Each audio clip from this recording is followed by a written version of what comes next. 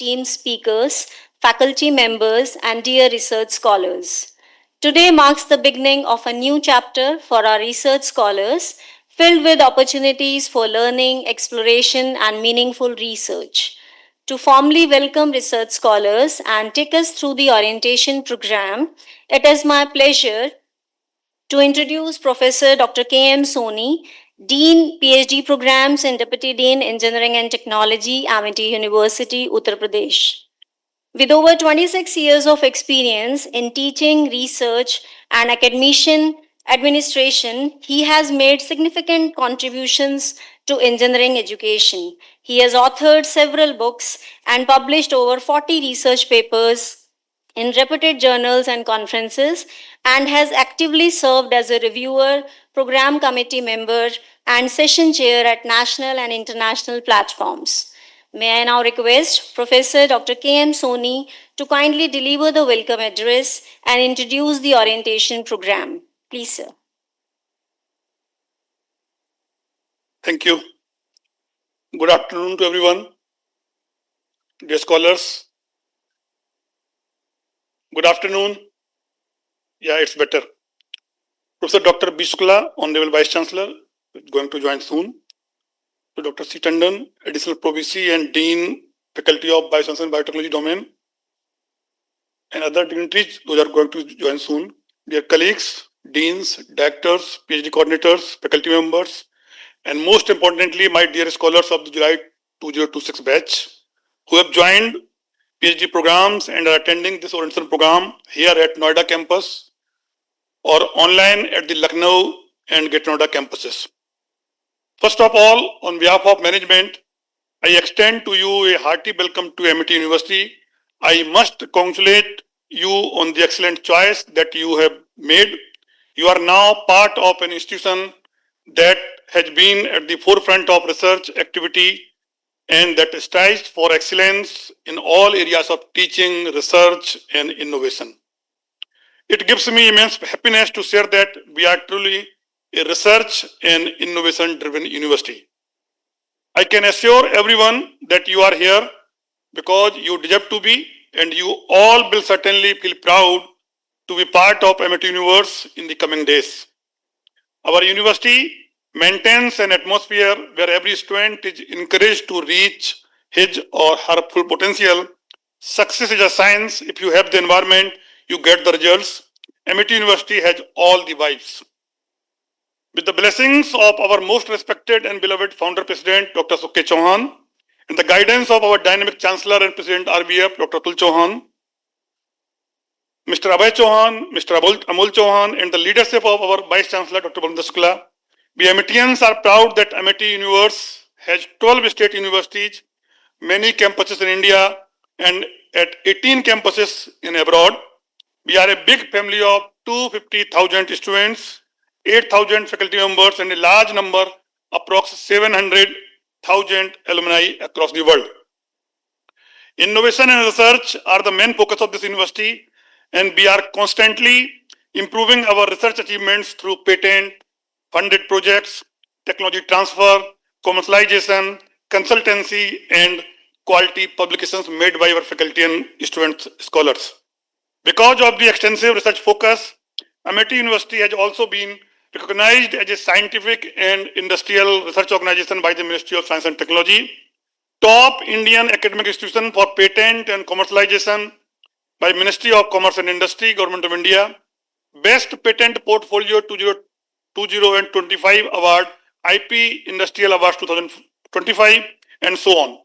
Some of the Amity initiatives in the areas of research are approx 3,000 patents have been filed, including more than 1,100 by the students and the PhD scholars, out of which more than 480 have been granted so far, and many of these innovations have been transferred to industry for commercialized for use of society. Many case studies developed by faculty have been bought by top global organizations and institutions. Faculty members are engaged in implementing more than 400 sponsored research projects for leading government bodies, and they have published about 55,000 research papers in Web of Science and Scopus Index journals and proceedings. Collaborations with over 500 international universities and research laboratories throughout the globe. We are sure that you are aware of the fact that MIT, in its short history of 21 years, this university is still 5, so we have just completed 21 years, has won a deserved place and is one of the top universities in Asia and has been awarded as the best research university in India by many ranking agencies. MIT University has been ranked continuously as India's number one for last 13 years, not for profit private university in India by India Today and many other reputable rankings. MIT University is also one of the private universities in India ranked amongst the top universities of the world by both the QS, I think you must be aware, QS and Times Higher Education rankings, and has received many other international accreditations such as WASC USA, QA UK, and many program-specific accreditations for engineering, management, tourism, and other programs. This enviable positioning of the university is due to the quality of the students we admit, the quality of the academic staff the university engages, the quality of learning and teaching resources that the university avails to staff, students, and scholars, and the quality of the learning environment and service enjoyed by our staff and students. It is also due to our ongoing engagements with the community around us, involvement with local industries and partnership at the international level with top ranking universities and organizations, and most importantly, the research carried out by faculty, research scholars, and students in terms of research, publications, patents, and projects. At MIT, we expect you to be exemplary achievers. Whatever the duration of your research, the time you spend at the university will be important for each one of you in specific and personal ways. But overall, each one of you should experience growth in intellectual knowledge during this period. Take full advantage of this period. Be explorers. Use the wide range of books, proceedings, and journals of the library and all available learning resources of the university. Every facility of MIT University is available for you. But one thing you must remember that you may be coming from various sectors, fields, or maybe holding different positions X, Y, Z. But for us, you are our dear research scholars. So please feel the same and cherish it, as this time will not come again in your life. Every scholar is assigned a guide who is a regular permanent faculty member of MIT and a co-guide, a person from an Indian or international organization of repute. We have many collaborations with international university organizations. You can have co-guide from there also. One more internal co-guide may be assigned as a special case if required. If you are doing some research, interdisciplinary, transdisciplinary, multidisciplinary, then we have a provision. You can have one more co-guide from any other department or institution of the MIT University. The university expects you to take full advantage of this provision by being available to meet them, interact with them, and take their guidance regularly. You have to be very sincere and honest in your dealing with your research work and have to study hard, need to attend classes of coursework, and cooperate with your research guides in their efforts to groom you in your area of research. MIT philosophy says that by joining MIT, you become MITian, and we strongly believe that once an MITian, always an MITian. A few very important points to do. I think you have already completed your registration process. If not, please do so today itself. And also complete your face recognition and also collect your identity card if you have not done so far for smooth entry to the campus from here onwards. Otherwise, you will need to show other evidence to security at gate, your offer letter, etc.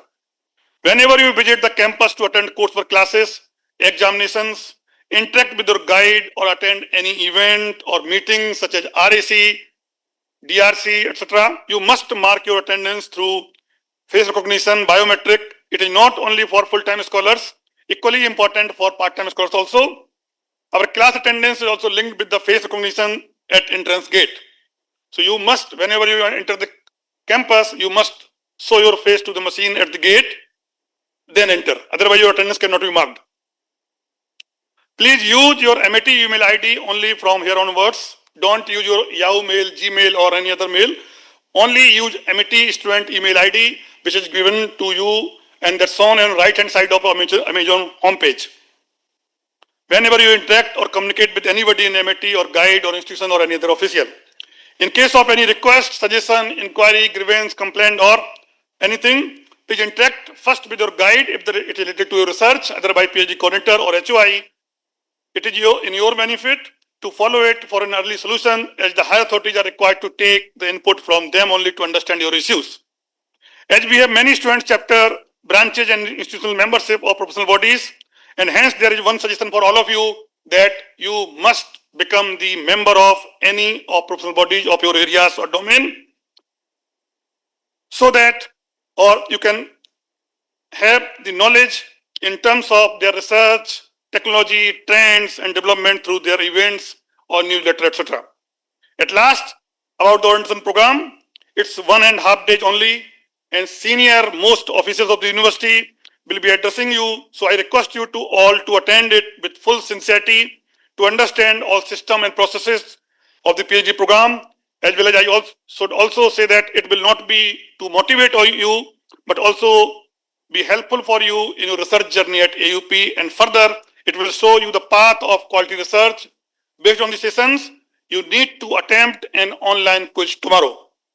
Once again, I congratulate you on having chosen to study at this inspiring university. All the very best to all of you, and we are sure that you will leave this university with your doctorate degree in due course of time. Thank you.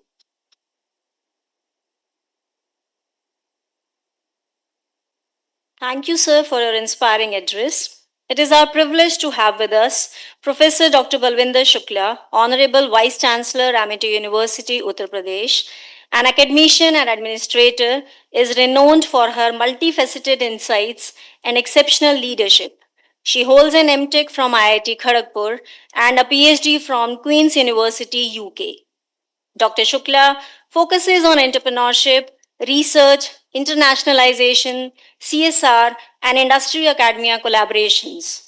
Her visionary leadership has elevated Amity University to new heights in knowledge creation, innovation, and industry engagement.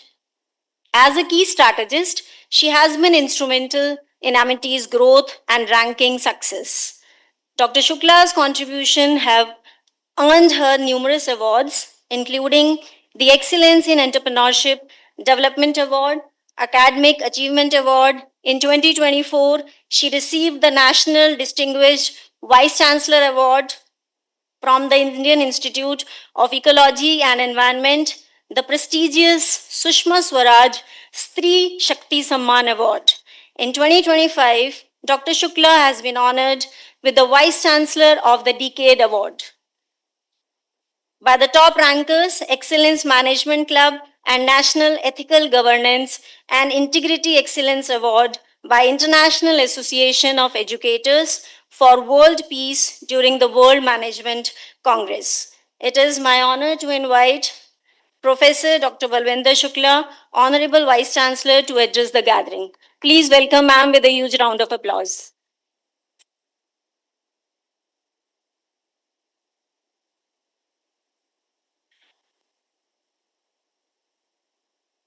Very good afternoon to all of you.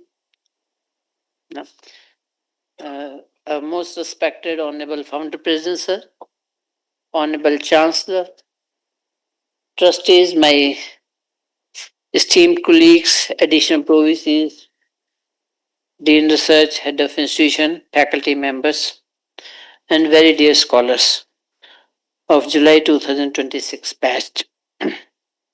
First of all, I would like to extend a very warm welcome to all of you here at Amity University. The leadership at Amity University has always given highest priority to research and innovation. Our Honorable Founder President Dr. Ashok K. Chauhan says, my goal is to make India superpower. Now that the Viksit Bharat by 2047 through education, research and innovation. And today is a very, very special day. Today we are had in the morning the Punjab and Sindh Bank hackathon. This was purely on the innovation, finding a solution for in the financial sector, cybersecurity and those cyber frauds which happen. And then the researchers again who will be innovating, creating, that those scholars have joined. After this, we have the successful entrepreneurs are going to be on the campus for, because it is the International Entrepreneurs Day today. And yesterday we were having a very successful alumni entrepreneur on the campus, discussing, deliberating that what has been their journey from MIT University to be in the corporate world and finally plunged into their own venture, inspired by our Honorable Founder President Dr. Ashok K. Chauhan. And as per the vision of our And also today happens to be the birthday of our Honorable Vice Chancellor Madam. So put your hands together. Thank you. So, as per the vision of our dynamic Chancellor, Dr. Atul Chauhan, he always said that we are creating the center of thought leadership across the world where faculty, scientists, and brilliant students can explore and expand the frontiers of knowledge. And as during the Havan I was sharing with you, it is not just the publications. Publications are important if they are in the index in the quality journals, and that research makes the impact. So, impact is very important. And so, our faculty members are accomplished scholars in their field. We have 59 research Swamilingam Rajan Ramanujan fellows and inspired faculty associated with MIT. 81 MIT faculty members have made up to the top 2% slots of most influential scientists in the list compiled by the Stanford University. And the faculty and the students of MIT University have filed over 2,840 patents, out of which over 460 patents have been granted. 35,000 plus research publication journals of repute. And we do not take any publication if that is not indexed, at least in Scopus. And as a result, MIT University was conferred 11th CII Industrial IP Excellence Award in 2025 under the category Best Patent Portfolio, CII Industrial Award 22, 23, 24. So, since 2022, every year MIT University has been getting the IP Excellence Award. And also the MIT Excellence in Biofuel Research at Biofuel 360 Degrees Summit 2025 also got the award. And MIT has also got the award, has been honored with the Award of Excellence in the Space and Defense sector. If I talk about the MIT has been doing the research in the frontier areas, even when IITs were not able to start the nanotechnology, MIT University started the nanotechnology. And when our student went abroad for the part of their project work, which is mandatory for the BTech students in final semester and the MTech MSc students in the final semester, and the professor from top universities in the US said that if I had, some way to give the grade more than 10, because in our scale was only the highest was 10. He said if I had any way to give the grade more than 10, I would have given the more than 10 to this student. And we are seeing that how the MIT scholars, the students, the alumni are today, selected in the top organization, are in the top positions. So we expect from all of you, those are the alumni which passed out, when the MIT was not that known from those batches, and today where the MITs are. But you are from the university which is the top ranked university, and MIT is among the top 22 universities in the country, ranked in the QS among the three top percent, 3% top universities in QS and Times Higher Education, is having the also the top accreditations from USA, the WAS accreditation. Second cycle now we have from the QA, apart from the program level various accreditations. So that so therefore all the scholars, your research journey holds the promise of intellectual growth not only for you but also for the body of knowledge pertaining to your area of research. Amity University provides you with a very good research ecosystem. We have the well-defined research policy for promoting the research culture. We have the research directors, the research clusters, and the IPR cell, Amity Science Technology Innovation Foundation, Amity Foundation for Science, Technology and Innovation Allies, and the Directorate of Innovation and Technology. And all these bodies and the departments in the university, in the Amity education ecosystem, help you to have the various opportunity, and it's entirely up to you that how you can make best use of those facilities and opportunity available to you. Remember, every research journey is unique. Even if you are pursuing the research in the same institution, but your research journey will be very different from your fellow researcher, because it depends the what research problem you identify, then the what research objectives you set, and then what methodology you adopt, and based on that the what results you will get, what hypothesis you will set, and when you will analyze, and what will be the finally your findings, it will be very different from your fellow scholar. That does not mean that your research is different, so you don't have to interact with each other.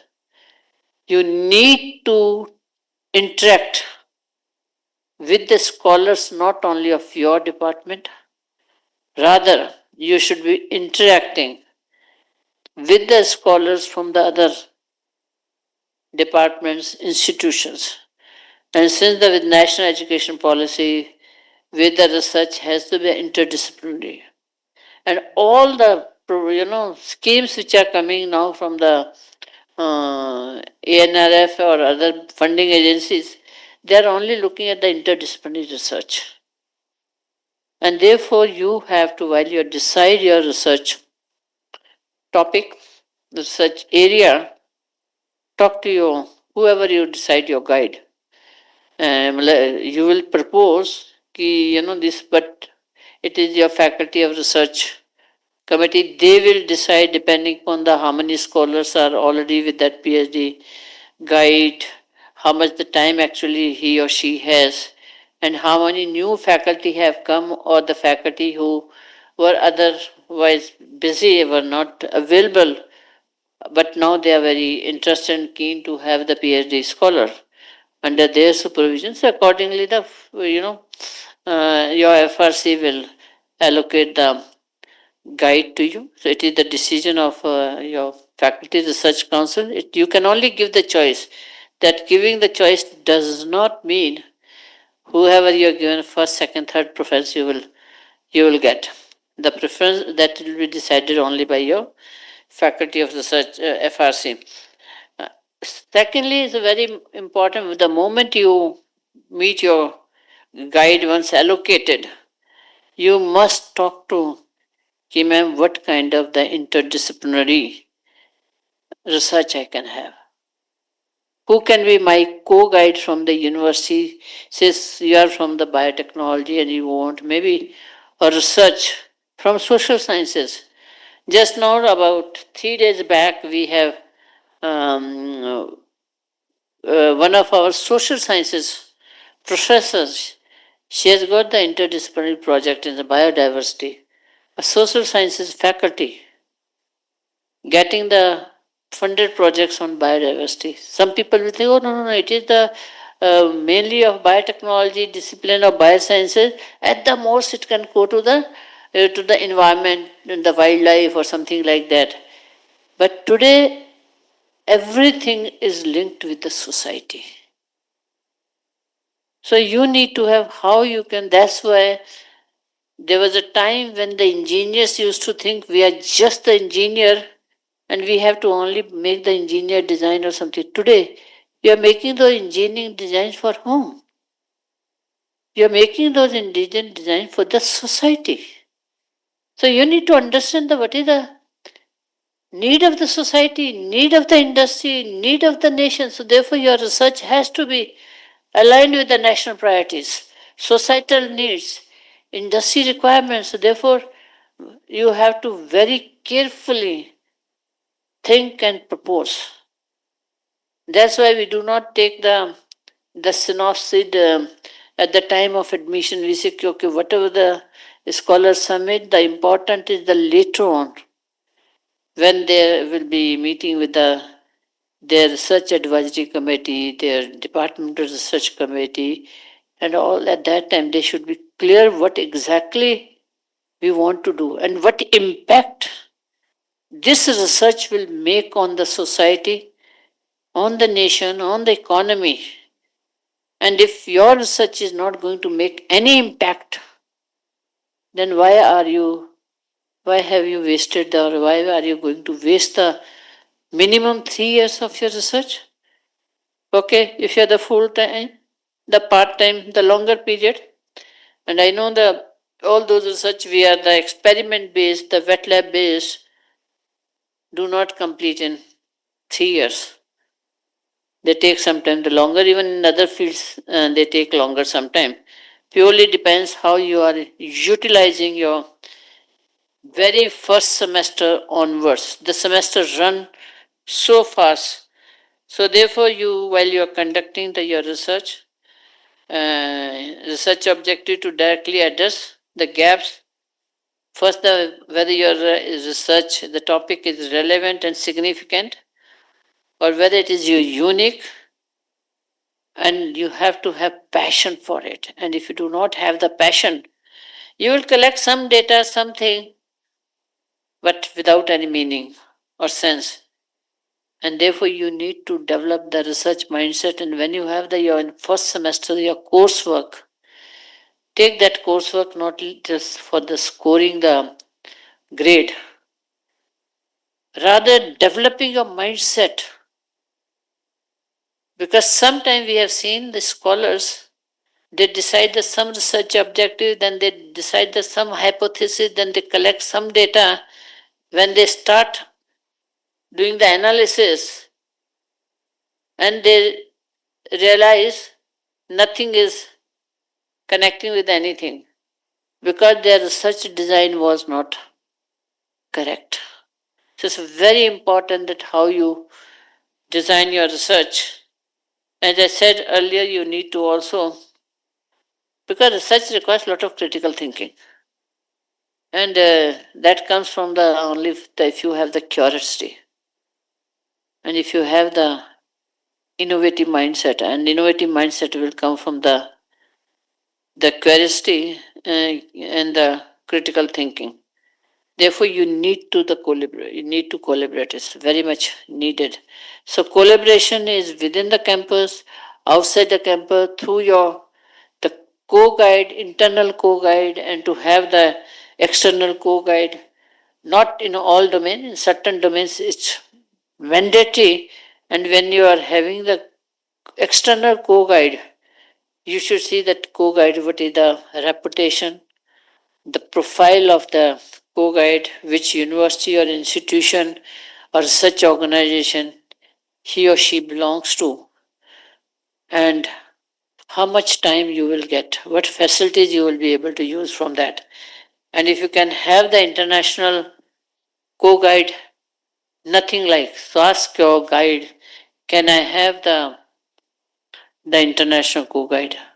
And if you can get, because that will give you also the opportunity to travel overseas. And therefore, you need to see that, and because research you need a lot of patience also. And I remember that when I was doing my PhD, so one of the area was the on which one chapter was purely focusing on the palynology for oil research, energy research. And I was in the Northeast London Polytechnic. That time it was not the Northeast London. It was Northeast London Polytechnic, which is now the University of East London. So my supervisor there, Mike Bolter, we did the microscopic research for 3 months. We did not get any kind of the indicator evidence that there is the oil in the North Sea. And today we know that. So I was very upset. So he said one thing. He said, "No, don't worry. You have to take some more sample from little bit more distance." So then we covered the more distance, and then what I planned initially for about 6 months, I had to spend almost 1 year in Northeast London Polytechnic. But yes, we got the success. So if you do not have that patience, you will not get the results. Okay, but then you have to see that if you have devoted some time extra somewhere, how you have to cover that time elsewhere. So you may have to sacrifice your weekends, you may have to sacrifice your evenings to recover the time which you have somewhere, which you invested more at somewhere. So you regain that time by other methods so that you can recover and complete your PhD on time. And I had a lot of pressure because I was on the fellowship, and also the when visa was, that visa is only for 3 years. Then otherwise you have to ask your university, so many things. So therefore you people have to see how you complete quality research, that in time, those 24 hours, how do you uh, spend. Ethics were always important for research, but today these have become even more important for two reasons. A, that because your research is going to impact the society, so therefore your research data, research findings should not be wrong. Secondly, because today whatever you do, it is a digital world, everything is available in open source. Very quickly will be, whether it is your original research or whether this research is copied from somewhere. So therefore you need to see that your research which you are doing is your original research and not the copied research. Because if you are taking from somewhere which you can take only in the review of literature, but you have to give the credit to those researchers. So the citation of that research becomes extremely important. And now there are the plagiarism policy and all kind of things. In some of the researches, you have the ethical committees also. And you cannot do your research without having the ethical clearances. And while you are doing your coursework, if any one of you feel that I do not have that good writing skills, you must do. There are so many courses available in the university. You can do on the online through Amigo and all online courses you can do on the writing skills, research skills. Though that kind of the workshops will also be organized by your institution or centrally by the Ph.D. department. They will be doing, but it's important that you develop the requisite skills because the writing skills and the presentation skills are always needed, because the communication is the important, that how do you communicate your research objectives, your research findings, and what impact it can make on the society. And if you are not able to communicate or present it, again that research is futile. Many times we see researcher thinks I know more than my guide. We have come across that kind of the cases also. My one advice to all of you is guide is guide. You have the research advisory committee also, RAC. You should be asking lot many questions even from your RAC.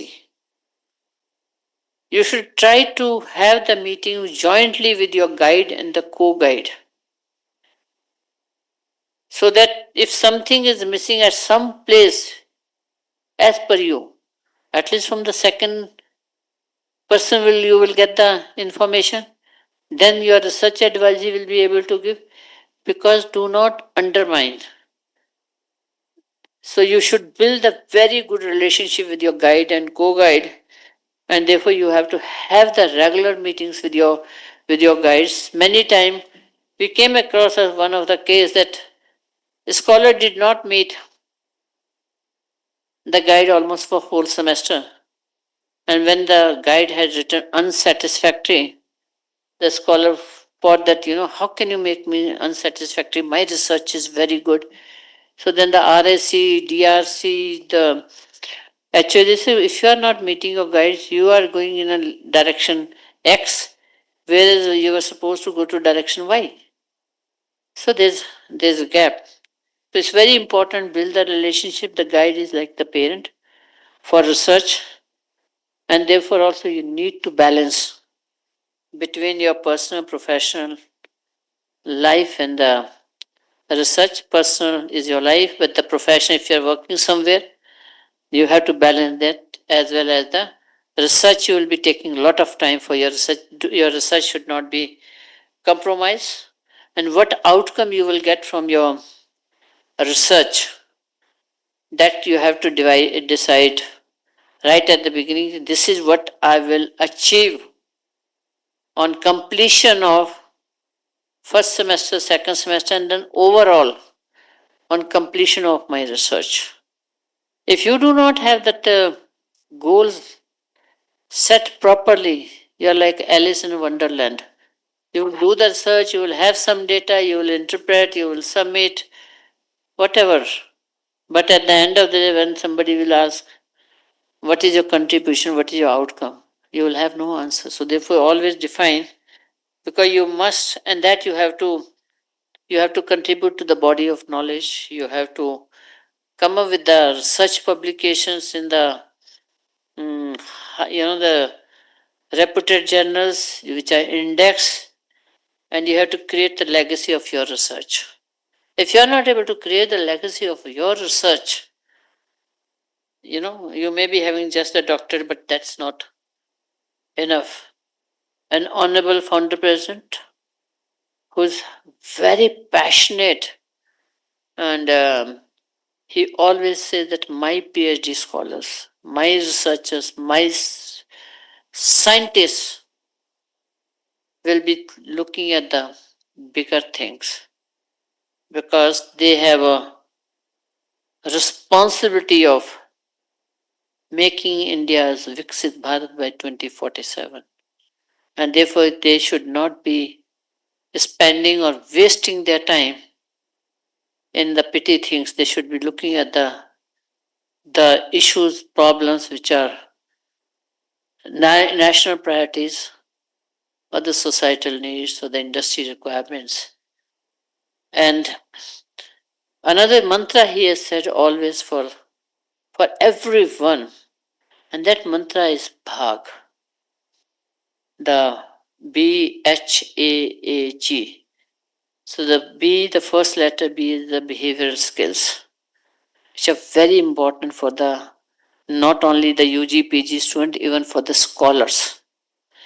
And then is the another next letter is second H, the hard work. You need to work very, very hard. Third letter is A, that is the ambitions, aspirations. What are your ambitions? You should set the very high aspirations for yourself. And the fourth letter is again A, that is attitude. Because if you want to be successful in life, it's important that no matter how difficult situation comes in your life, but always you have to think positive. Okay. If you have that positivity, nothing can shake you. Okay. If you have a negative attitude, no matter how hard you have worked, what all you have done, one negative thing will, wash out everything the way in the floods happens. And the last word, very important, the God, the Supreme, because whatever we do is only the blessings of Almighty. And our Honorable Founder President says that, and many times he shared with us, he has the communication with the founder every day. When he had a difficulty or anything, he communicated with the God, and he said that I got the path shown by Almighty, and I have only traveled that path what Almighty has shown me. Okay, so therefore believe in that, whichever faith you belong to, but trust. Once you leave or surrender yourself to that Almighty, you will definitely get the success. Unless you follow the first four letters also of Bhaga. And so therefore at the end, I just want to say that the true outcome of a PhD is not just a research publication and a thesis, but the transformative impact it leaves on the society, shaping the world through groundbreaking innovations, informed policies, and inspire minds in your field of study. So make sure that your research leaves that impact. My blessings and a lot of best wishes to all of you. May I request all of you to please give the standing ovation to our Honorable Founder President, Honorable Chancellor, our trustees, the Group Vice Chancellor, Additional Provices, Deans, Head of Institution, faculty members, and all the industry guides who you will have. Wish you all the best. God bless you.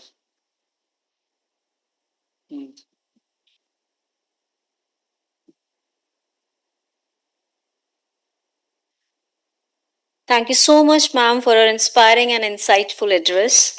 We are delighted to welcome Professor Dr. Gurinder Singh, Group Vice Chancellor, Amity Universities, a globally recognized academic leader, institution builder, researcher, and thought leader.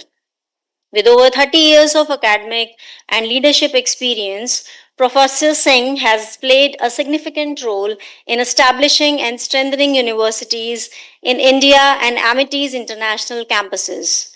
He has also been instrumental in developing collaborations with 350 plus global universities, promoting international academic programs and global learning opportunities. A distinguished researcher in management, marketing, finance, and international business, he has been recognized among the top 2% scientists globally by Stanford Elsevier for the 3 consecutive years and has an impressive portfolio of 160 plus indexed publications with more than 6,230 citations.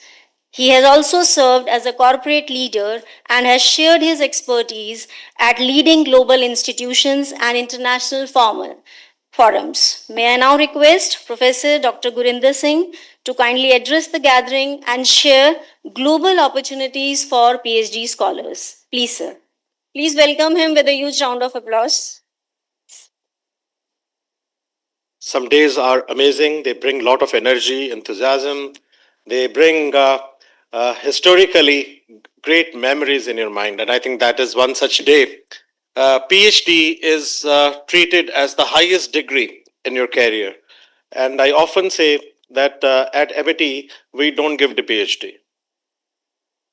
So someone asked us saying that, sir, how many years it will take to get a PhD, how soon you will be able to give me a PhD? We don't give PhD. You'll not get a PhD. So then I think the second question you will be asking is, then if we are not getting a PhD, then we are getting. Nothing is given in life. You have to earn it. And at MIT, we are able to equip you with the skills that you are able to earn a great PhD. You are able to earn a great job. You are able to have a great career ahead of you. So first of all, give yourself a huge applause. You should be motivated, inspired. We want smiling faces. बिल्कुल मजा नहीं आ रहा. खड़े हो जाओ सब लोग खड़े हो. Right. ओहो, सो इतने थके थके से दौड़ना होते हैं सब लोग. अच्छा, फैकल्टी भी खड़ी हो सकती है if you want. Doctor Soni आप भी खड़े हो सकते हो if you want. Professor Das आप भी खड़े हो सकते हैं. आपके पास 30 सेकंड है. You have got 30 seconds. You can sing, you can dance. Your time starts now.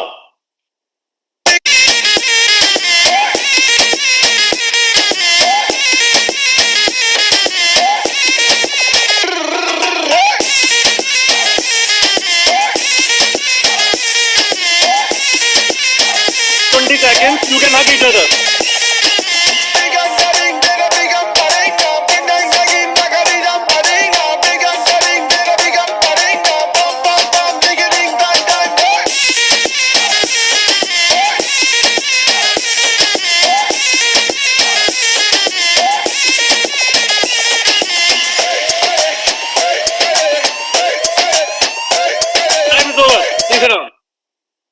You will never get a chance. Give a huge applause once again to yourself. In your life, there always has to be energy, enthusiasm. And if you have got that energy and enthusiasm, God is always kind to you.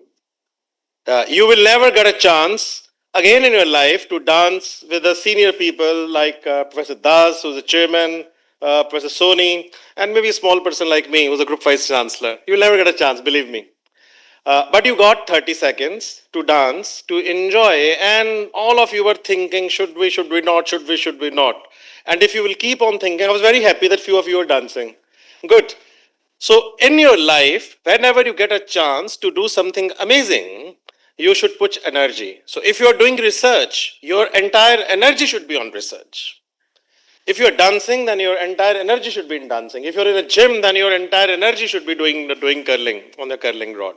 So whatever you do in your life, you have to put energy, and that is what we do at MIT. We are very excited to welcome you because this is primarily an institution which is a research-driven university. If you look at the H index of this university, you will find that about 83 of our scientists, they are amongst the top 2% in the world list. Professor Das is one of them. So you will find that very few universities in India, they have got about 83. I have been given to understand that I think that we have got the highest, Professor Soni? Yeah. We got the highest number of the faculty members in this Stanford list. So which means that those who are working at MIT, they have got a reasonably good citations, very good H index, which is, in other words, a parameter of how you are doing your research. So if you look at the university, what we try to do is that we want that each one of you is given some fundamentally some good opportunities. In your PhD, it is very important that who is your guide. And believe me, that if your guide is great, he's going to give you that kind of opportunity which no one else can provide you. For example, in the morning you saw that the kind of opportunities we are offering, no one else is offering to you. First day, when you are doing your Havan, 15 foreign universities are coming up and they are offering that if you want to do and be a part of their research ecosystem, you can do that. So it's very important that you pick up, number one, your topic very carefully. But at the same time, you also pick up your guide very carefully. And if one guide is from India and the other guide is from a foreign university and a good foreign university, it can transform and it can change the entire direction of your life. Because one good publication is going to give you number of citations. In your interview, people are going to ask you questions that under whom you have worked. what you have achieved, where you have published. So if you have not published in good journals, in good Scopus indexed books, in good journals of repute, and internationally people don't know you, chances are that your PhD has no validity. I often go for in the selection committees where we have to select young assistant professors or sometimes very senior people also. And many of the scholars who come to us, even who are working in some good at good places, if you ask them question about their PhD, they're blank. So don't become a joke when you are presenting yourself in front of a selection committee or when you are going for your jobs. Your PhD should clearly demonstrate the kind of great work you have been doing. And it will help you. And it will help you if you are internationally aligned. And that is what we do at MIT. I brought two of our research scholars, Dr. Jimny, stand up, Dr. Astha. Yeah. So both of them, they were doing PhD with us. Dr. Jimny has done PhD in financial derivatives, and Dr. Asta has done in marketing and the consumer behavior.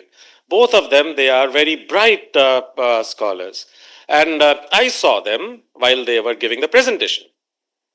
And I liked their presentation. And when the presentation was being done, Dr. Jimny said that today when I was praying, so you know when your finally your presentation is there, you pray.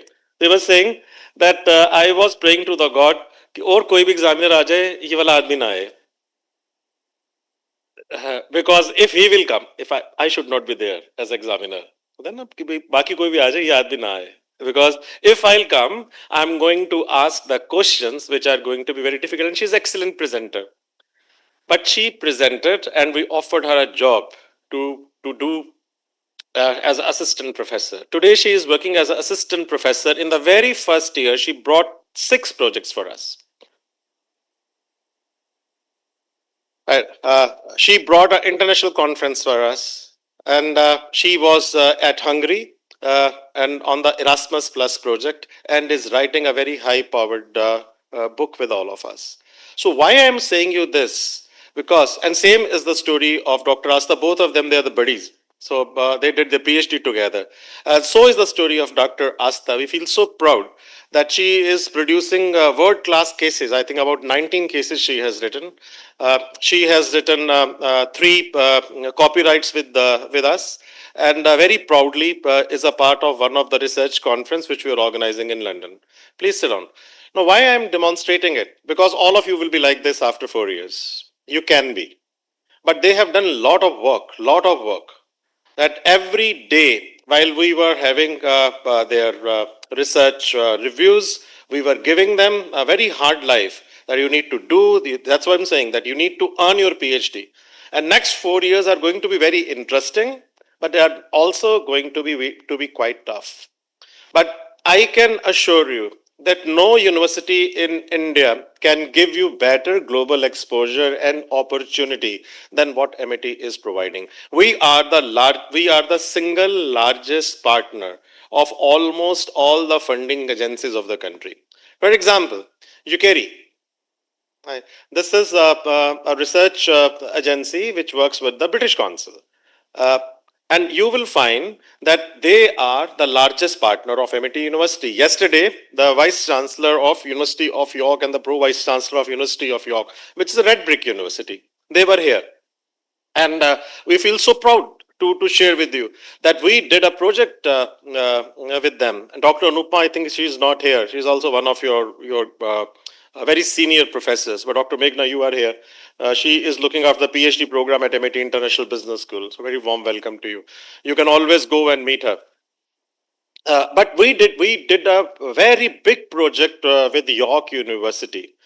So besides the funding which we got, which is insignificant when you do research, the students and the research scholars who are a part of this project, they got an opportunity to publish with some of the leading names of the world. For example, two of our research scholars, they got an opportunity to work very closely with the THE president. Now, this is something which no university in India will be able to provide you. So you will feel so proud that you can get to work with all these ones who have been the part of our research advisories and with whom you can interact with. And believe me, it is going to add the value into your bios. It is going to add value into wherever you will go, wherever you will present that this is what my research is. The name of a foreign author, the name of a foreign guide, the name of your guide, and the publications you have done is going to be added with you for all times to come. Uh, Few of you were asking questions in the morning that do we have some relationship with the with Russell Group universities or with the Ivy Leagues? This is a photograph which we took at MIT in Boston, and these are some of the brightest brains of the world to whom our scholars were given a chance to participate.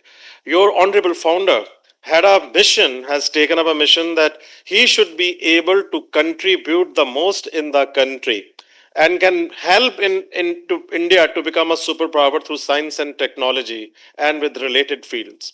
So what we are trying to do is that every year we identify that which are the projects you can do. For example, yesterday it was UKRI.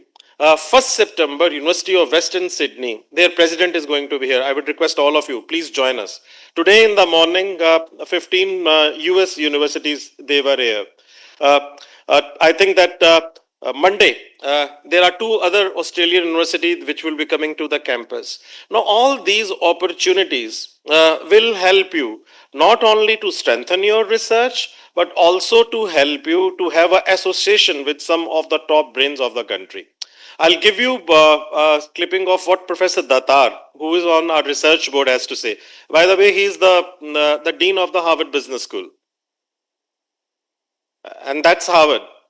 Yeah, it's a message for India and for everybody. No, first I'm proud that I'm being honored in this way, and it's a privilege that to be in touch and totally humbled by the honor. So and wish everyone all the very best. And that's Professor Andrew Hamilton, the former president of NYU, and that's Professor Raghu Sundaram, who is the senior vice chancellor at NYU. Similarly, we work with some of the best UK universities, which includes Oxford, which includes Cambridge.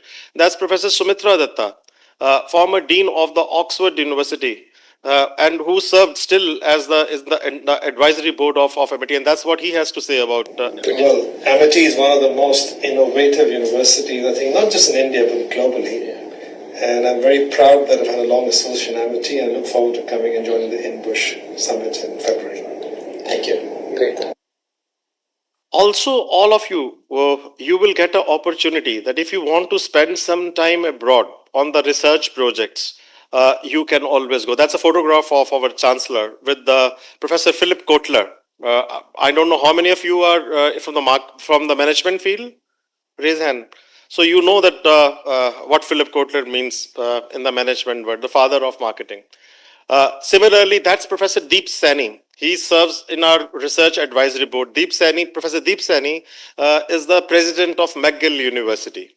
And that's John Hopkins, where we have sent the students on 100% scholarship to do a part of their program. University of Melbourne, where this year 9 research scholars were able to go on fully funded scholarship, which includes their airfare. Dr. Jimny went to Hungary this year, again on fully funded scheme, which was funded by Erasmus Plus project. These were the students anyway who went to John Hopkins. So why I'm telling you these? That you will get tremendous opportunity to be part of our research ecosystem. And if you take full advantage of this ecosystem, one, that it can help you to increase your research quotient. 2, it will also help you to increase your visibility internationally. But thirdly, if you're looking for a career in research, or if you apply somewhere, let's say that a few of you later on, you feel that you need to apply to Australia, or you have to apply to Europe, or you need to go to US, it will be extremely helpful for you if you show the kind of projects you are doing. Also, from this year, Professor Soni, we have decided that we will be offering a study abroad program to our PhD scholars also. So we have got a program where for 5 weeks, you can pick up a country of your choice and you can go on a study abroad program. So we'll create this program for our all PhD scholars, because I have been given to understand that this year we've got large number of students, 350 students this time. So about 350 students if you're joining, and if we get a batch of about 40 students, I think that we will send these 40 students to one destination where we can help you up. We will link you with the various universities. We will link you with the various scholars. We'll link you with some of the leading professors. Also, we'll all link you with the various companies. Because let's say if someone has done some good work in the area of finance, or someone has done a good work in the area of AI, or data science, or data analytics, we can help you to link with the people. MIT also has got research linkages with some of the leading companies of the world.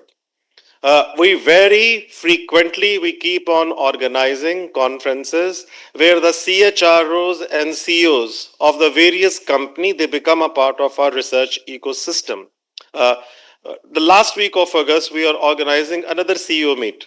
I would request all of you, please come and be a part of this CEO meet, because there you will get ideas, and few of the research scholars will be presenting their ideas, that this is what we feel that our research demonstrate that this is where we need to focus on. Also, MIT is the only university in India and perhaps in Asia which is organizing 9 international research conferences. As a part of your PhD, you need to publish.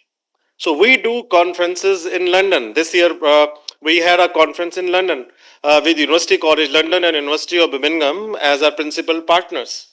So you can become a part of this conference and then you can publish. And Springer and Taylor and Francis, they were the two publishers who sponsored it. Similarly, we had another conference which we organized in New York. As you know that today, later on, your founders in the morning declared, and please, if you can join, we'll try that if we can send you the link. But history is being created today while you are joining your PhD program, that we are establishing global research hub in New York. So all of you will get an advantage to be a part of these research linkages. But if you want, in May next year, we are organizing another research conference in New York.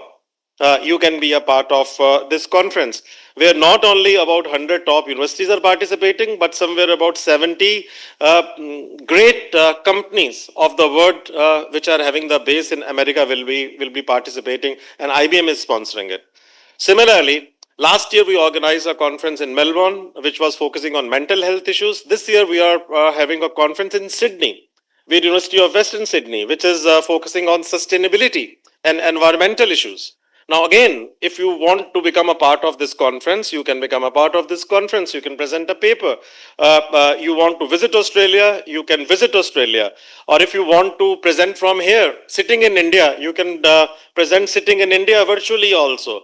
But more you will go, you will interact with people, you will find that the word is your market. That is what we are trying to do.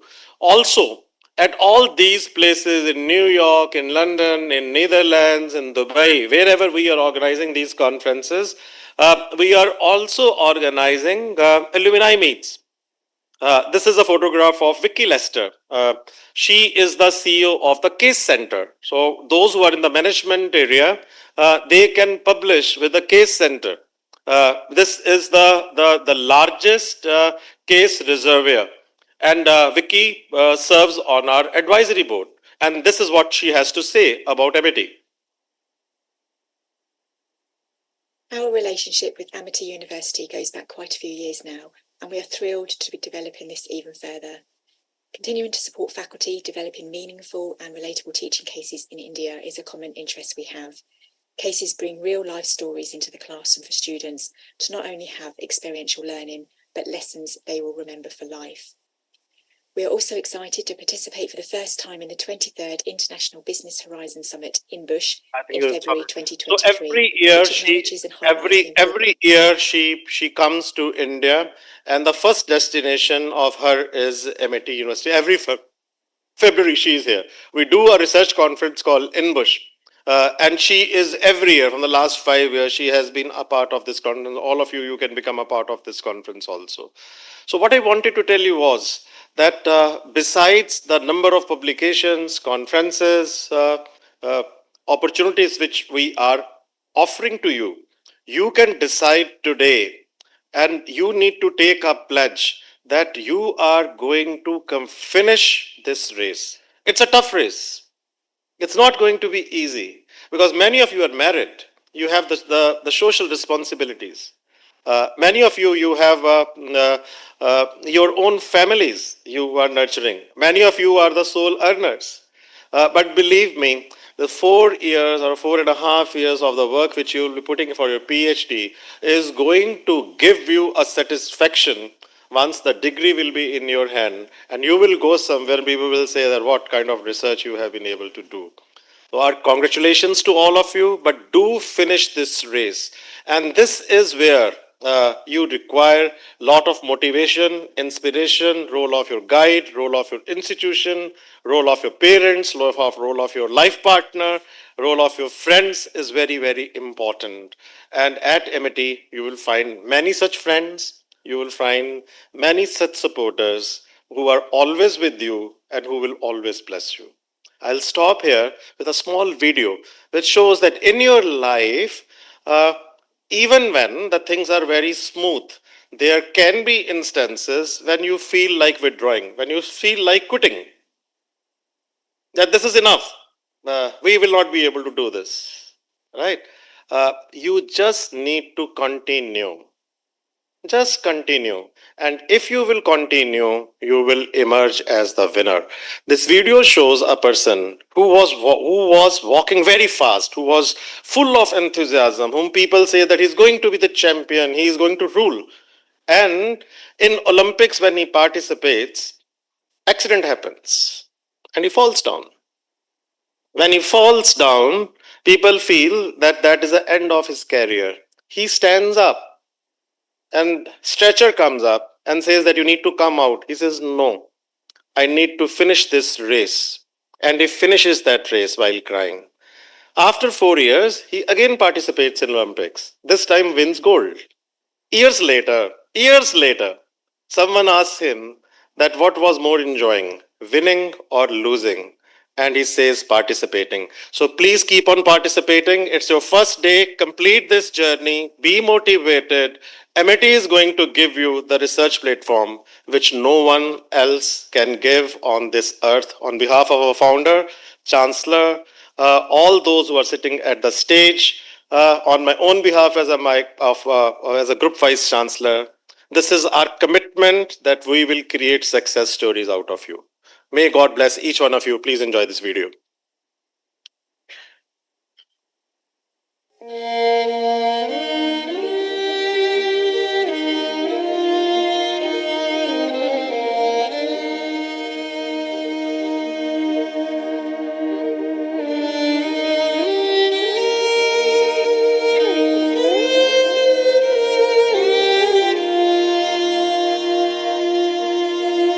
Olympics. Race starts.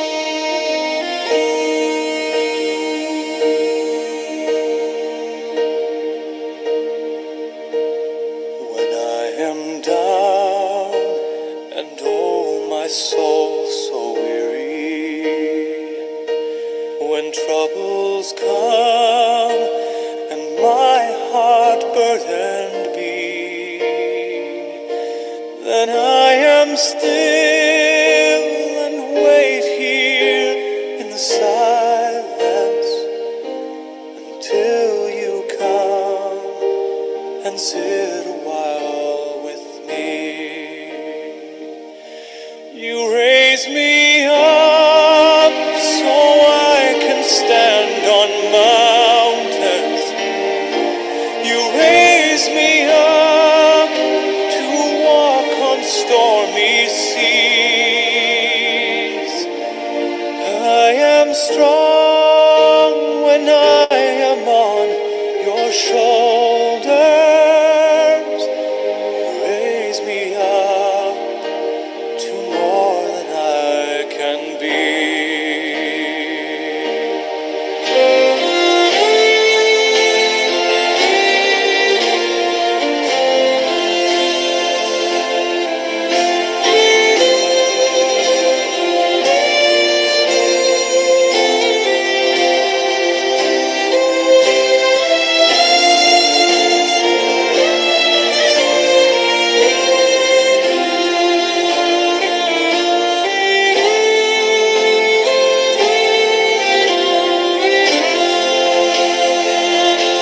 You raise me up so I can stand on mountains. You raise me up to walk on stormy seas. I am strong when I am on your shoulders. You raise me up to more than I can be.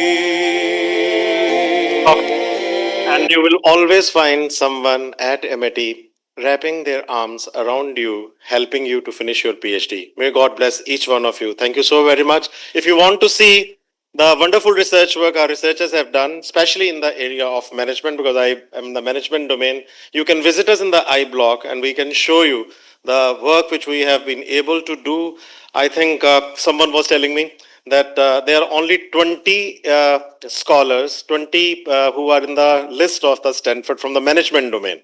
So in the science, biotechnology, engineering, there are hundreds.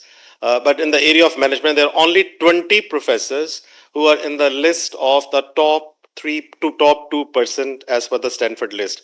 You'll be very happy to know that 10% of that belongs to MIT. Thank you so very much. Welcome to MIT family.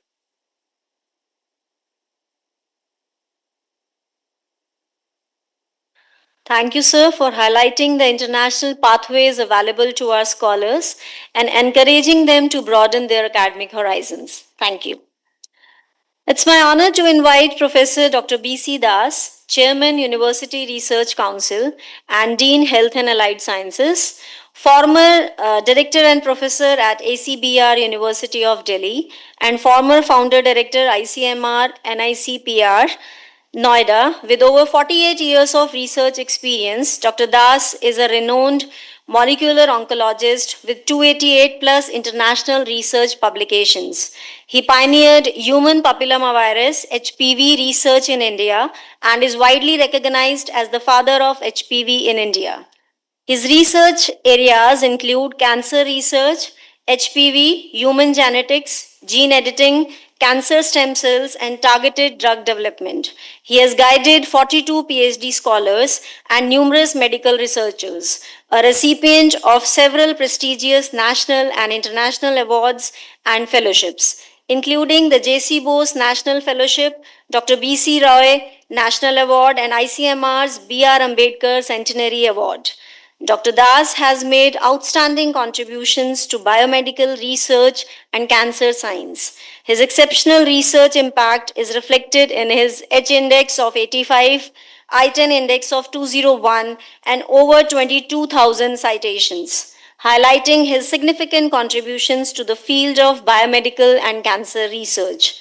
May I now request him to deliver his talk on why, what, and how to do research. Please welcome him with a huge round of applause.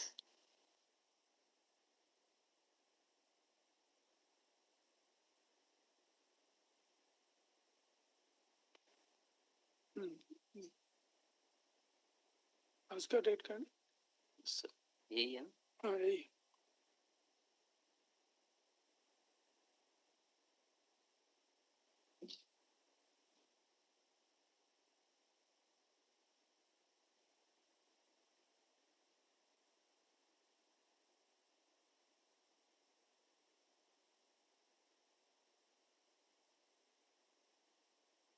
Presentation over. First slide.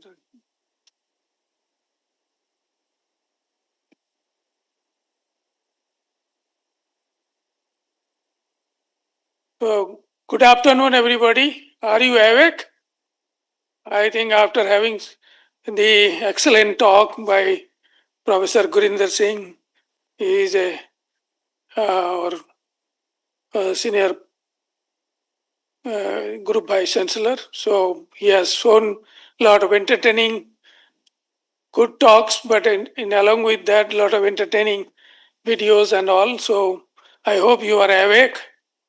And so first of all, I welcome you to this Amity University and congratulations for selecting Amity University for your journey for the PhD thesis, that choosing your career to sign in research and innovation at Amity University. So I think it is a great decision that you have taken, because the university is known for, as you are not from the morning, you have now come to know that this university is a research and innovation driven university. So to introduce that, already I have been introduced, but my field. So this talk is my talk is about why, what, and how to research. So we have lot of talks, lot of understanding, lot of videos and stories, but now this talk will bring you to the bench, the research lab. So you have come to do research. Then question comes, why I am doing research, what I am to do research, and how to do research. Yes, it is very important. You have some exposure, those who have done the research project dissertation, and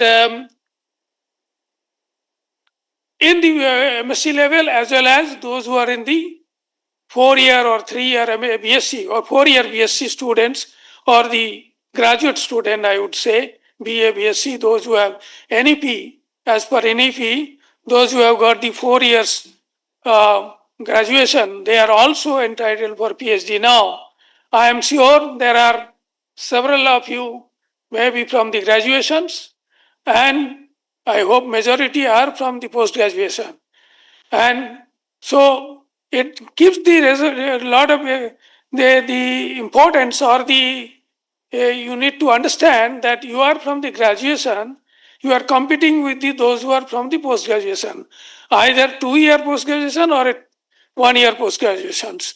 But then you need to think that those who are from graduation, you have to do a lot of hard work or homework, you have to read a lot, you have to compete with the post-graduation students, because the understanding differs from the undergraduate to postgraduates.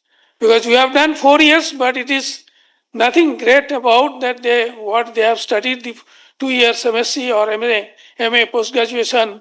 It is certainly they are little ahead of you over the understanding. And research, of course, it depends in different ways. So let's say, without delay, we should go to the how you are to what is research, and we need to understand and how to go about this research. But before that, as in the morning, we have the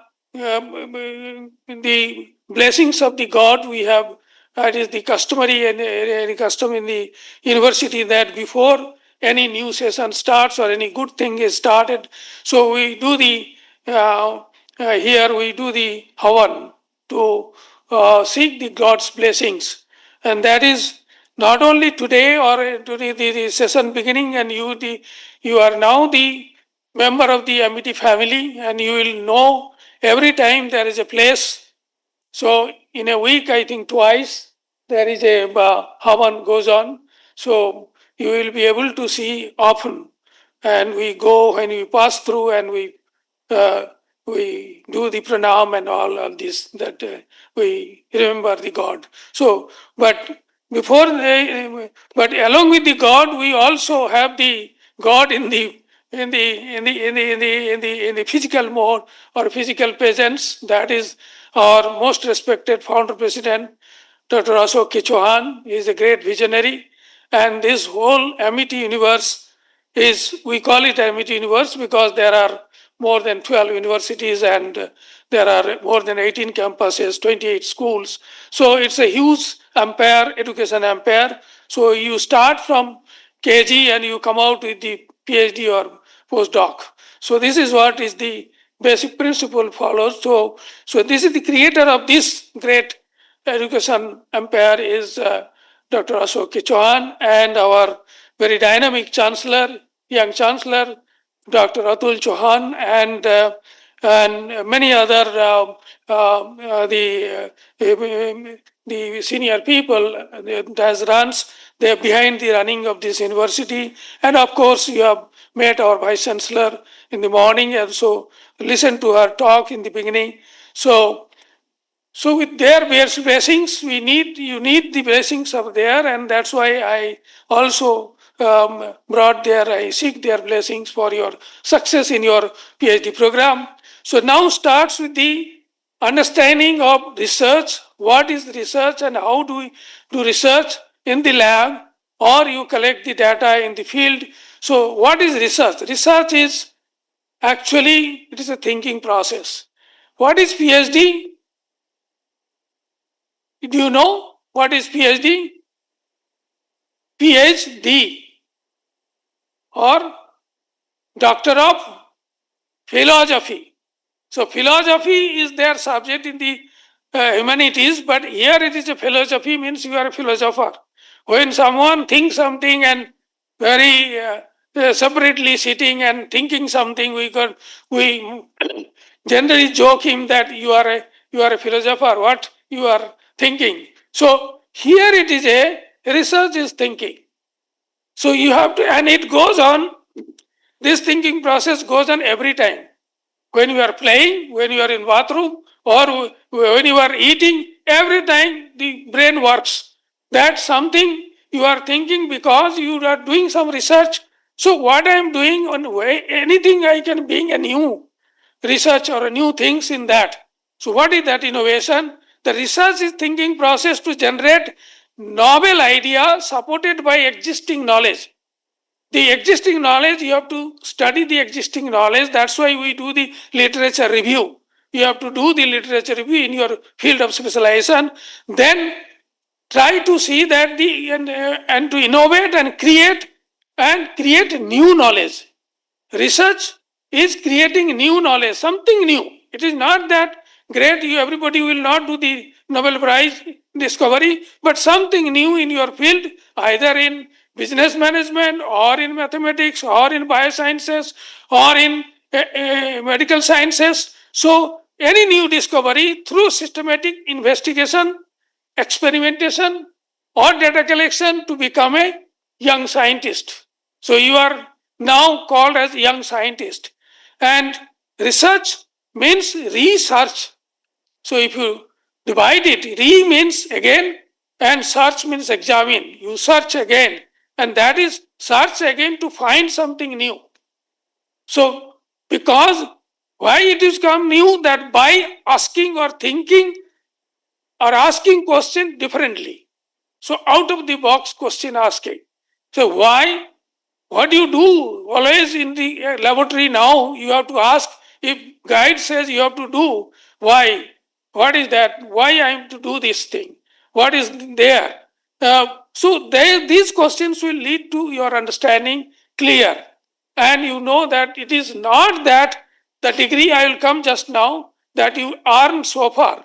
So if you elaborate the full form of research, you can have some little idea that what we are doing and what we are supposed to do.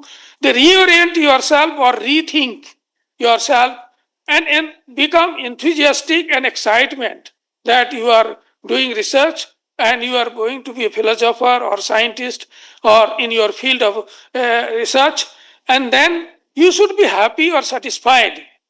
And then E is the efficient or endeavor, you should have endeavor, and A is the ambitious, and R is responsible, and see cheerful and hope. The H is hope, high hope. You should have high hope and you should be happy what you are doing and you understand what you are doing, what research you are doing. Then what is the difference between the PhD degree and your MSc or MA or postgraduate or undergraduate degree? There is a difference. There is a heaven hell difference that undergraduate or postgraduate degree, these are earned after learning something. The teacher teaches you and then you follow the books and study notes and all books and all, which is already the existing knowledge you are studying. And you know it, you try to understand it, and then you write the examination and you score some marks, and then you see your degree is awarded. But PhD degree is completely different. Doctor of Philosophy, that is, PhD degree earned after discovering new knowledge by doing. Means what you discover after 10 years, maybe that is in the book. If it is a good discovery and good meritorious or contribution or a new discovery, it will be there in the book. So what you have read, some book in your subject, maybe if you do good research, that will be after 10 years or so, it will come into the book. And then the reading for the other next generations. So earned after discovering new knowledge by doing research in your field of subject. So it is different. So that you do the research and discover something new, publish that in the index journal and quality journal, and then it is your contribution and it is remain with you for whole life. You are here, you may do something great research for that, but it is you are the first beneficiary and your department may take credit or your university take credit so long you are in the university, but it will remain with you whole life and even after life also, because it will remain in the scientific world, it will never go, it will remain in the even somebody has expired, his contribution is still there and still we read many things. So science or any contribution in philosophy or in any field of the subject, it will remain alive every time so long the society remains and the world remains. So this is the understanding. So how to do research, or it's a creative, and how to define or what is definition of research, that it is creative and systematic work on a specific problem or hypothesis or a topic to create a new knowledge. The most important is something new finding. So this is what is very important.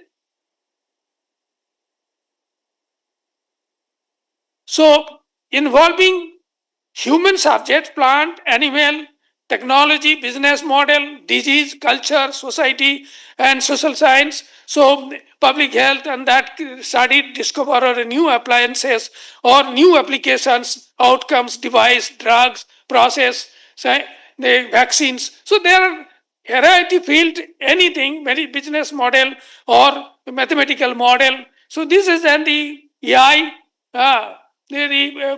Professor Datta is here, he will be talking next. So you develop something, AI, new model, new applications. So these are all, it is possible through research only.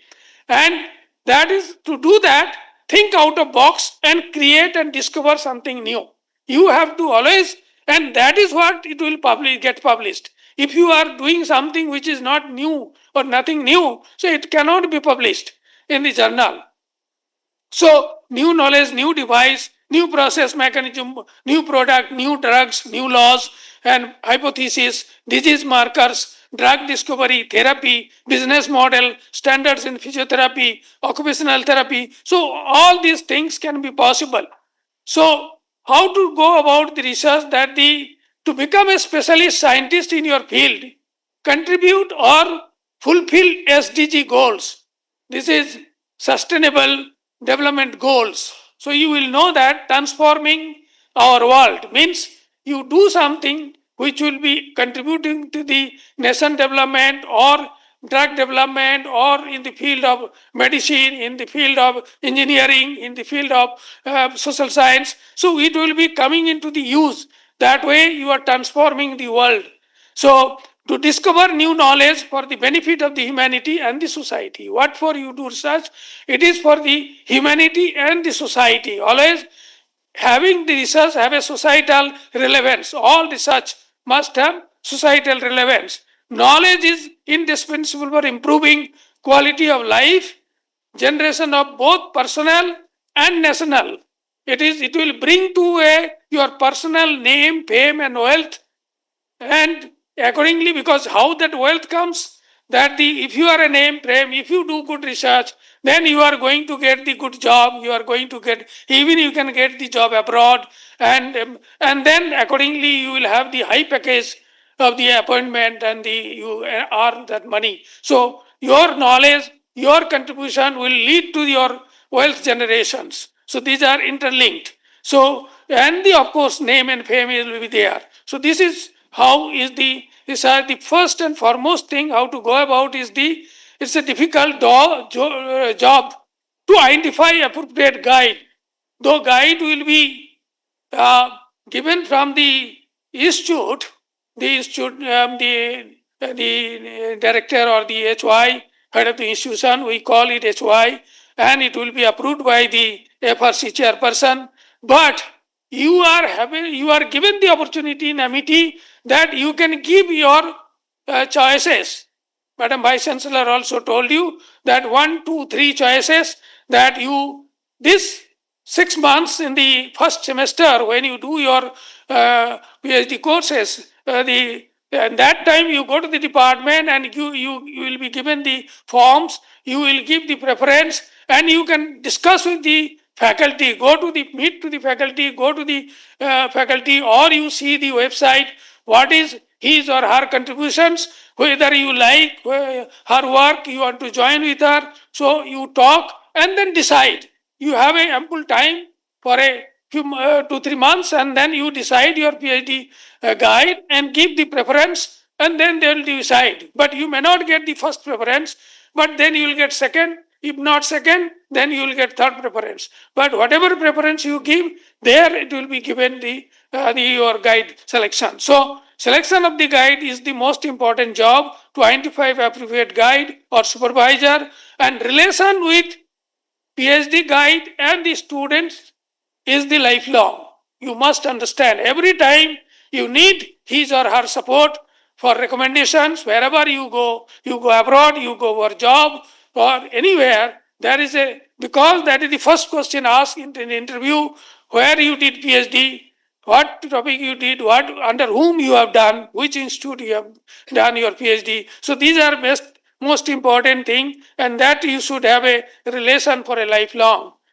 There are 8 major steps that you have to do is that the brainstorm ideas with guide and select specific problem or a topic of the research, and then review already, you will have sufficient time to do that, and review already existing literature and theory on this topic. Once the topic is decided, you do the literature survey, and then generate hypotheses and key research questions which form the objectives. Remember, objectives are not the methodologies. Methodologies are used to achieve the objectives. So choose research methodology and design experiments or approaches to get answers of these research questions, and carry out experiments, trials, field study as per study design after ethical and safety clearance wherever it is required. There are all the ethical committee, biosafety committee, radiation safety committee, animal ethics committee, all are in existence in the university. So you have to, in knowledge in advance, particularly I will say the social science students and many other who does not seek the ethical clearance. Any study, even questionnaire, if you do in human subject on human subjects, you need to have a ethical clearance. So because of the fact that the questionnaire you are asking, you may be asking some personal and private questions that is not allowed. So they are unethical. So it is to be on principle ethical clearance to be taken. Otherwise, I have seen that many of the time they are after paper they have sent to the for publication, editor writes, please get the ethical clearance, write your ethical. So that time they come to us, then it will become difficult because we cannot give the post facto ethical clearance, study has been done. So I tell you this today that the ethical clearance, any study you do on human, if you are doing in the animal, so animal ethics, you are doing in the human ethics, it's to be or any the other genome modification or genetic study you are doing any the biosafety committee is there. The member secretary is sitting here, Professor Soma Paul. So this is a must that you have to get clear all these things. So there are committees in existence in the Amity University. So collect data, results, repeat experiments. So repeat is important to check the reproducibility, validity of the data, and there should not be any fraudulent data or plagiarisms. Analyze, interpret results and data carefully and present the research data in the conference, symposia, and write in the form of the report or the paper, publish peer-reviewed high-impact journals. There are a lot of things.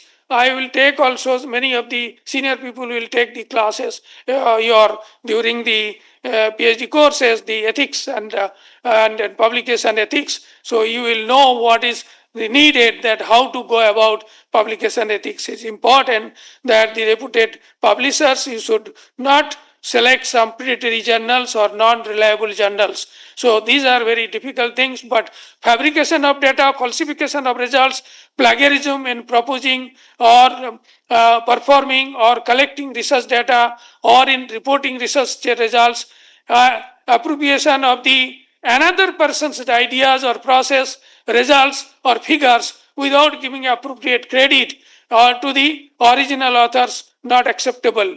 Because you may think that, oh, nobody will be knowing, I will take some picture or something, it is somewhere, some books, who will know? But nowadays everything can be known, and here is a person of the AI person is there, so it will easily could be known that where from we have taken. It is don't think that it will be somebody has done such things. We know some students they have caught red-handed, and so this is not allowed, and violation of ethics and inappropriate authorship, conflict of interest is important that you have to.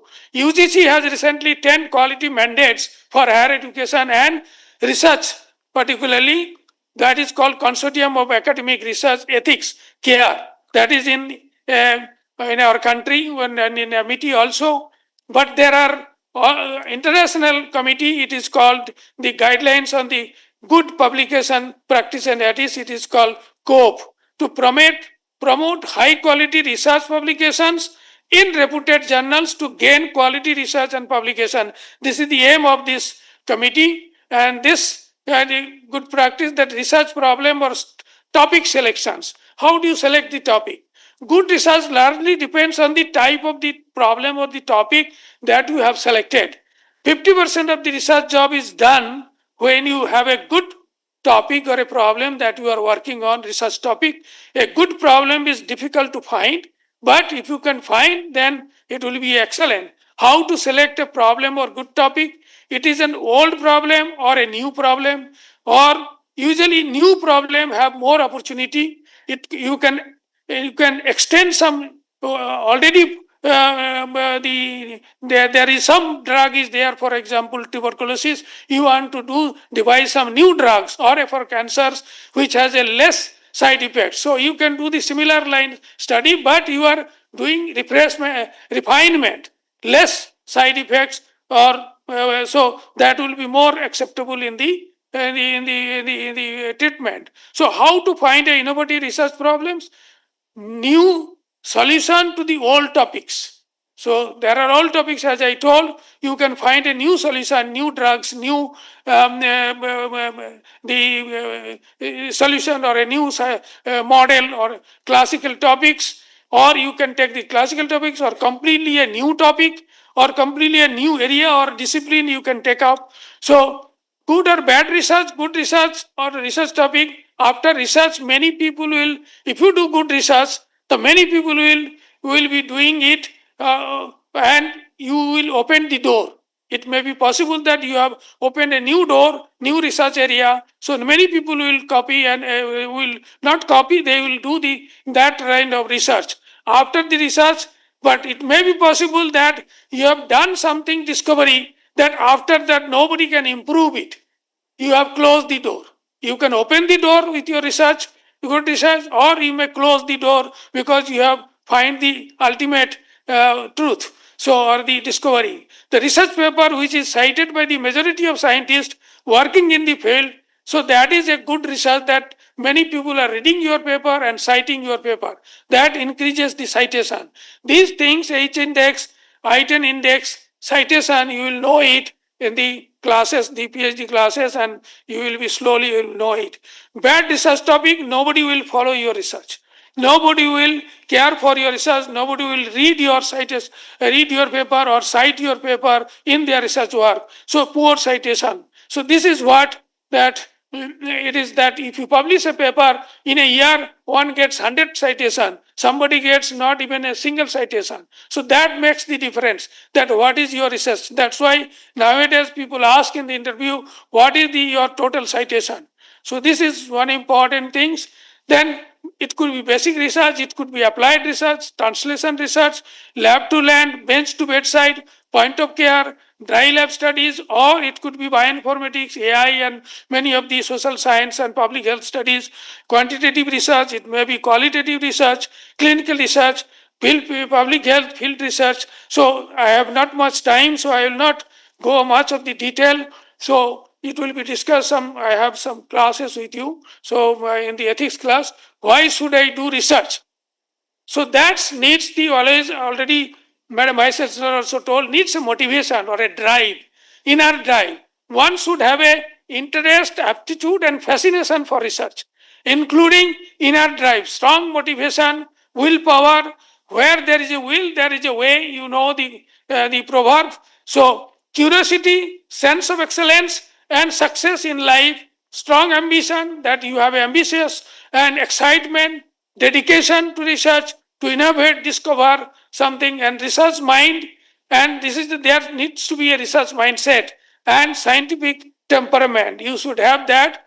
Professor Bandyopadhyay, very experienced person, he will be talking in detail in this, that how you need to develop your research mindset, and creating degree and name and frame and appreciation and parents, and the external drive is that you will get a degree, you will write doctor in front of your name, appreciation by the all the relation of parents, teachers, friends, peers. So this is what, so group of that identify the leaders in your field of research. So find there, if you joined in field of research, who are the researcher in the field of in the country and abroad.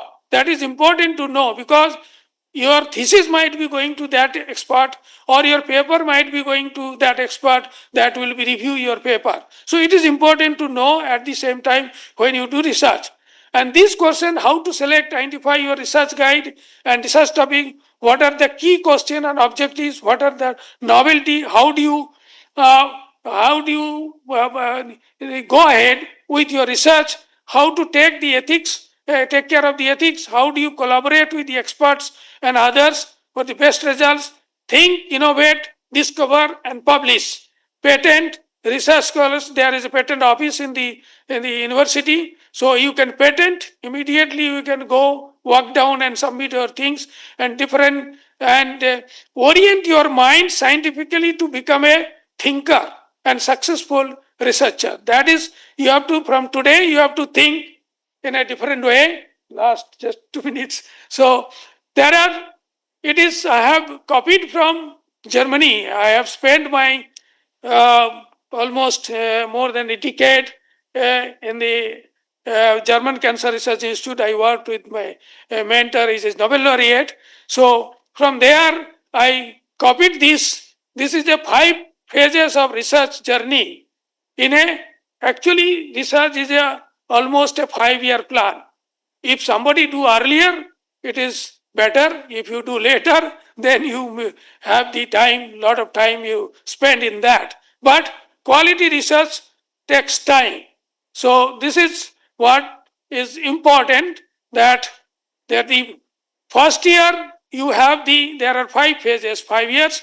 So how it goes, you will realize when you join research.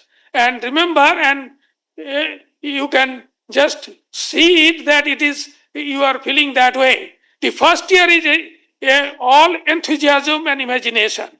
Second year, you will have a lot of excitement, extremely busy schedule. You are doing your experiment, running or data collection here and there. You are going there in the field and all.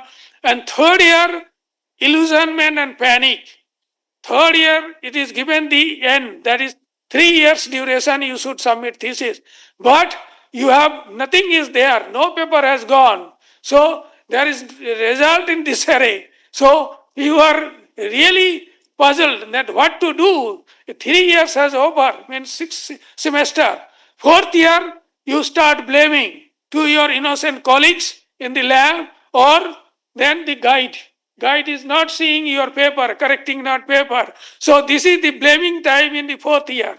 And the fifth year, everything gone, all this jhamela, and then you could compile your thesis, submit your thesis, and your odyssey is over, and you are proud to add prefix in the, you are declared Dr. X. So then you write your proudly the affix, the doctor in writing and own name before your name, but you are unsure of your future. इसके बाद क्या है, क्या करना है? So still you are unsure. Why? Because after PhD, why you are so unsure? So not to worry, if you have made your career strong with knowledge and skills and good publications, able to publish good papers in high impact journals. Just a second story, you will be angry.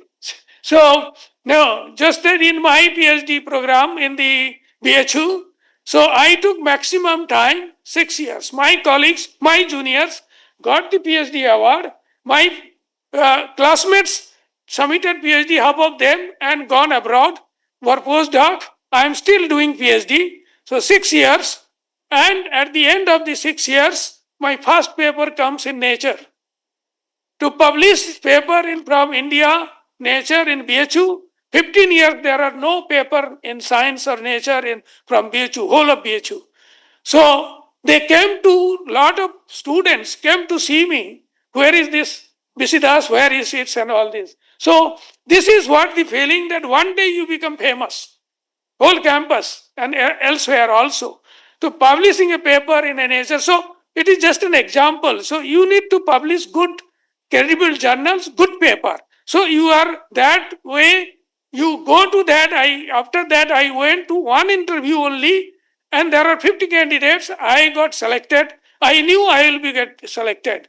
But I knew nobody will come with the paper Nature. So I got selected in spite of 50 people in Maulana Azad Medical ICMR, and I started as the research officer, junior research officer, and retired as a director from that institute. So that ends there. So, but even if you have got your PhD, but no good publication and expertise, knowledge in your field, so good publication, most important to reach your goal. Future is surely unsure if you are not having the research, good research publications. So, what the things remains at the end of this, the 1 minute, that the human being, that you should be a good human being. Our Honorable Founder President say that each individual of each student should be a success story, and there should be a good human being with the good knowledge and all. There should be also a good human being. And last but the least, the life is race against the time and career. But try to follow the meaning of the race. It is the race against time. R is respect. First you respect yourself and then respect to the elders, parents, and your seniors and the society, workplace, and your. This is the most important learning. And if you follow this, you will be never be defeated. Attitude. A is the attitude. You should have a positive attitude. So if you have attitude, people always avoid. That guy is having attitude, please avoid him. And so this positive attitude, not negative attitude. C is the cooperation or cooperate. Try your best to cooperate with the colleagues and the guides and everybody, and at home in the parents and brothers and sisters. And E is the excellence. That is the last. This is only way to success, and there is no compromise for this. So this is my last words. And develop strong willpower to discover something novel through your research. Set a high goal. Strive for an excellence. Only think, investigate, and discover. Ensure ethics in research. Success has no shortcuts. Create new knowledge, wealth, and serve the society and the nation. Thank you very much.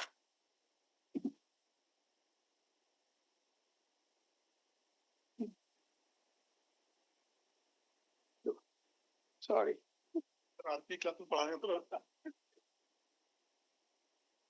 Thank you, sir, for sharing your valuable insights. May I now invite Professor Dr. M.K. Datta, Additional Pro Vice Chancellor, Dean Student Research, and Director, Amity Center for Artificial Intelligence, to deliver his session on research fundamentals to AI-driven innovations. Recognized among the top 2% influential scientists in artificial intelligence by Stanford University in 2025, he has made significant contributions to the advancement of AI through research, innovation, and academic leadership.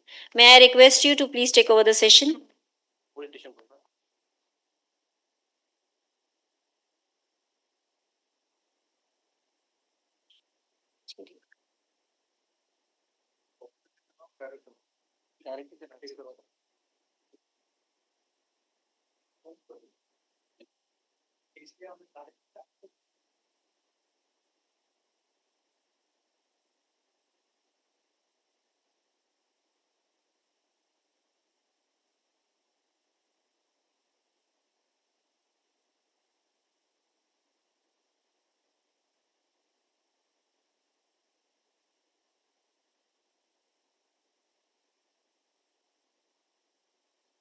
Okay, so good afternoon to all of you. Scholars, where are you going? Please don't leave the sessions. Take your seat, everyone.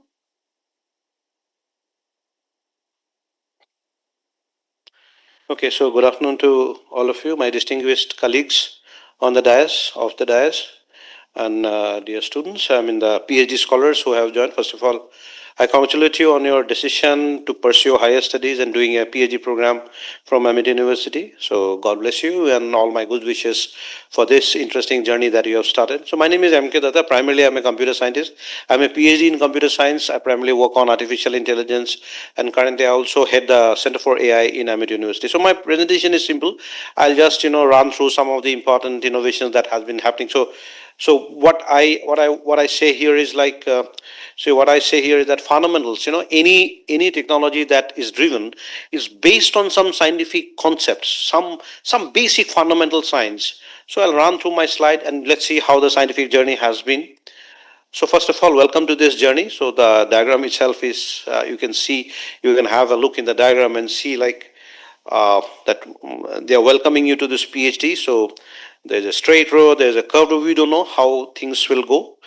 Dr. Das has already mentioned. So a few things like curiosity, perseverance, integrity, collaboration, and impact. So already Dr. Das has mentioned these points to you. And so research he already told, but for me, research is like investigating something, with some kind of passion, some kind of energy, some kind of creative imagination that brings in some kind of knowledge. He already mentioned that if you do something, whatever you are working in your labs and writing a paper, that may become the textbook for the younger, the generations for next decade or so. So researchers employs a lot of techniques, and research, for me, research is categorically three categories. Number one, either you generate something very novel. Number two, you improve the existing algorithm, existing methods. And number three, maybe a known science applied to solve an unknown problem. So primarily for a young PhD student, these may be the three particular choices, and mostly you can find out which you can pursue. So, this anyway, not much like, I think already much has been said by the previous speakers. So research is scientific, systematic, careful, and extraneous inquiry or investigation, the nature, the reason, and the question should come up, like the problem that you are solving. So whatever research problem you take up, there should be a question why. You have to question why are you solving this. Let's say you're doing cancer diagnostics or you're doing some water pollution problem. The question is like why? Do the country really need it? Would the people, does it have a social relevance? And these questions actually help you to formulate the problem for that. The types of research, one may be basic research and one may be applied research. So I'll give an example. I am a computer scientist, primarily I'm an AI scientist. When I develop the maths for developing an architecture, that's the basic part of it. For example, I'm using, let's say, the linear algebra or a matrix multiplication or some probability model to develop an architecture. So I'm a basic scientist who is giving an AI architecture, and the applied scientist will use these architectures in biotechnology, in medical imaging, in civil engineering, in mechanical engineering, robotics, etc., etc. So one is the creator of the knowledge, the basic part, and applied part is how you take a known science and apply it to an unknown research problem. So that depends on the nature of innovation. Innovation is, going beyond, like here I have mentioned, like innovation refers to the process of introducing new ideas, method, products, or services that result in significant improvement. In India, there is a term, in our local language, we always say it, something called as jugaad, which actually is, a frugal innovation. So doing more with less availability. So that's how innovation is defined. So for innovation, you may not have all the mathematical background, or you may not have all the programming background to do that. It's some creative imagination to solve a particular problem, with less, doing more with less. So that's innovation. So research and innovation actually is a cycle, unless and until you have got creative imagination power in you.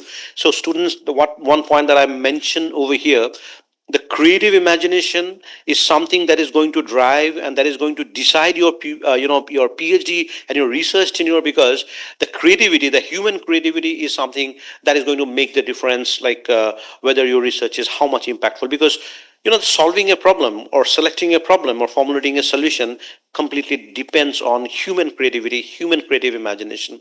So and you can see the loop, like the innovation leading to research, the science knowledge, use the known science to solve a problem which is an unknown problem or an unknown science. So without knowing the known science, we may not be in a position to solve an unknown science. So the loop continues. Somebody generates knowledge and somebody keeps applying it. This is an example. This is one guy, this Mike Oxberger. He did not have any formal education of mechanical engineering or robotics, etc. But read more about him in Google and all, you will see he was the guy who devised so many wonderful, these cycles and tricycles and so many things. So he's considered as, I think in school days you have heard about necessity is the mother of invention. So when you need something, so if you read his life, you will see he was actually in need of developing something with very less. And this guy created so many patents, and especially for disabled people. So you can see this is how people are. So not necessarily that you need to have a lot of mathematics and a lot of scientific foundation to do that. That's how the creativity comes into picture. This is a slide where I take you to some of the important derivations, some of the important inventions that have happened. All of you have studied your high school science, all of you have studied your +2 science and your college science. These guys, the giants like Newton or Einstein or Marie Curie or Shockley or Fleming, and you see, these are the people. These are the scientific discoveries. Today, whatever we are doing, let's say we are working on GPUs and latest technologies and whatever we are doing, nothing would have been possible if these giants would not have come and given the basic scientific problems on which you take out Newton. I don't know how many of you know. You take out Newton and nothing works in this world. I think all of you know that. Newton is the basic of all science. Let us talk about any kinematics, dynamics, any theory you come on, atomic theory, whatever. Newtonian mechanics dominates everywhere. Now, this is an interesting example because you are PhD students. I'll introduce you to a actual scenario that was in the late 18th and 19th century. What happened, Newtonian mechanics was everlasting. Newtonian mechanics had given you everything like, the nature laws, the kinematic laws, the dynamics law, everything, statics, dynamics, everything. All of a sudden, in the late 18th century, the problems got confusing because you have studied in your textbooks, Rutherford's model failed. You remember? Rutherford's model failed. The atomic model of Rutherford failed. Then, there was a specific heat problem which was contested. I mean, later the CP and CV comes later. And earlier there was only specific heat for calculation of heat. So what happened, all these problems all of a sudden faced a crisis and Newtonian mechanics itself was challenged. And in the 19th century, the world was also divided, seeing a world war crisis, World War I and World War II. The scientific community was divided. A lot of chaos. People almost said that Newtonian mechanics is not sufficient. Let's get rid of that Newtonian mechanics. And can you imagine if we get rid of Newtonian mechanics? Most likely we have to rewrite science, and maybe science will go 100 years back. So we had a crisis. And here, this is my most favorite scientist. I always like this man. His name is Max Planck. I think many of you have heard about it. And this guy, he comes and gives a solution. He says that classical mechanics is good enough to formulate and solve kinematics and dynamics in real-time situation. But then he gives something called as quantum mechanics. And he says that quantum mechanics is a new form of mechanics which is controlled by, I think all of you have heard about this H, Planck's law, E is equal to H nu. सब लोगों ने सुना होगा ना, E is equal to H nu. Planck को कोई सपना नहीं आया था. He did not get a dream, E is equal to H nu. There's a huge story, there's a big story about him. Now he comes and all of a sudden, every problem of science was solved. Planck got a Nobel Prize in 2018. Okay. 2018, I'm getting confused. 1918? Not sure. Maybe somewhere in 1918. And then look at the Nobel Prize that comes through after that. I don't know if you know, Einstein got a Nobel Prize where Max Planck's constant is sitting there. Einstein got a Nobel Prize for photoelectric effect. He was working and making a work function where H sits there. Then comes Niels Bohr, then comes Heisenberg, then comes your Schrödinger, then comes your Wolfgang Pauli. Have you heard these names? Pauli and Heisenberg. Everybody comes and everybody gives theory and based on one principle, that is your Max Planck's principle. I think you remember that Max Planck came to, there's a guy called Niels Bohr. याद है आप लोगों को? He comes and says that electrons cannot revolve in any damn orbit. It has to revolve in stationary orbit where the angular momentum of the electron has to be an integral multiple of h by 2 pi. The h comes into picture, it rescues. So these scientists, because you are getting into science and research, these scientists, Einstein or Bohr and Heisenberg and Schrödinger and Dirac and Louis de Broglie, very interesting. I'll tell you the story. Father and son story. Have you heard of J.J. Thomson and G.P. Thomson? J.J. Thomson got the Nobel Prize saying that electron is a particle. He calculated the mass of electron, 9.1 into 10 to the power minus 31 kilogram. He gets a Nobel Prize. Father gets Nobel Prize by calculating mass of the electron, which means electron is a particle. Any particle will have mass. The son comes. His name is G.P. Thomson. The son comes and son says he does a single slit experiment and he calculates the diffraction pattern of an electron beam. And when anything that has got a diffraction pattern is supposed to be a wave. He's also given a Nobel Prize. So father says electron is particle, gets a Nobel Prize. Son comes, son says that electron is waves, he gets a Nobel Prize. See, there's such a family, wonderful, J.J. Thomson and G.P. Thomson. And then comes this guy, Louis de Broglie. आपके school के teacher ने Louis de Broglie बोला होगा. But let me correct it, it's pronounced as Louis de Broglie. He's an Austrian, he's a German guy who lived in Austria. Louis de Broglie, he comes and he says, there is a dual nature of matter. That matter can behave as as waves, as well as matter can behave as particles at different conditions. And then comes Heisenberg, he gives you an uncertainty principle and so forth. So these giants comes in and settle science And today, when we are doing quantum computing and artificial intelligence, supercomputing, whatever we are doing, it's just because of these guys who are or the photos that I'm showing you, the images that I'm showing you. These are the people who are responsible for putting that science. वो 100 साल पहले जो science fix किया, today also that holds, and we are developing and bringing and upscaling our technology. So we can't forget, and my one-liner is, all the disruptive technologies is based on some fundamental science. And here are those people who gave us those science. We're blessed to have these people in this world. No, this 1947, these three guys. How many of you know this William Shockley, Bardeen, and Brattain? They're the Nobel Prize winners from Bell Lab who gave you transistor. And can you imagine the importance of this single discovery transistor in this entire world? Without transistor, you don't have a computer, you don't have you have nothing, you have no processing. When I say this is a Android phone or an iPhone, inside the processor, you simply have transistors. You have only transistors, MOSFET technology, CMOS technologies. So without a transistor, you don't have this. So once again, any disruptive technology that has taken place is based on some fundamental science and created by these wonderful people. So the impact of, you can imagine, without transistor, there would not have been any electrons. Semiconductor diodes and all, which were some 50 years back, 70 years back, where the radios and the other gadgets were working, that would not have taken your electronic communication systems at the current stage which you are. It is only the development and invention of transistor which has given you the wings to do that. Well, I'll take 5 more minutes to introduce you to our research center. This is our AI. But before I go, I'll tell you something interesting. Okay.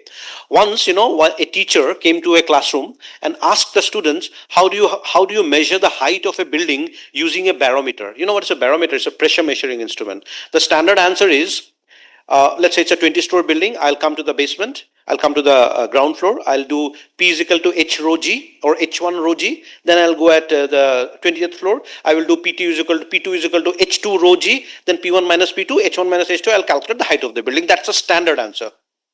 Barometer is a small device. You must have seen. So you ask the question. One fellow writes that, I will take the barometer. I will make it a pendulum. The pendulum will swing. I'll calculate T is equal to twice by under root L by G at top and bottom, and then I will use it, and I'll come back and I'll do that, and I'll calculate that. The answer is not wrong. But the teacher is not happy because he did not get the conventional answer. He says, can you try something? He was saying, no, not this. Can you try something better? Then he says, okay, I'll go to the top of the building. I'll take a stopwatch. I'll drop the pendulum. I'll see it will crack. I'll note the time. I'll note the time for the fall of this pendulum. Sorry, fall of this barometer. And then I will use S is equal to UT plus half a T square. And I will say I'll calculate the, well, no, can you have some other method, please?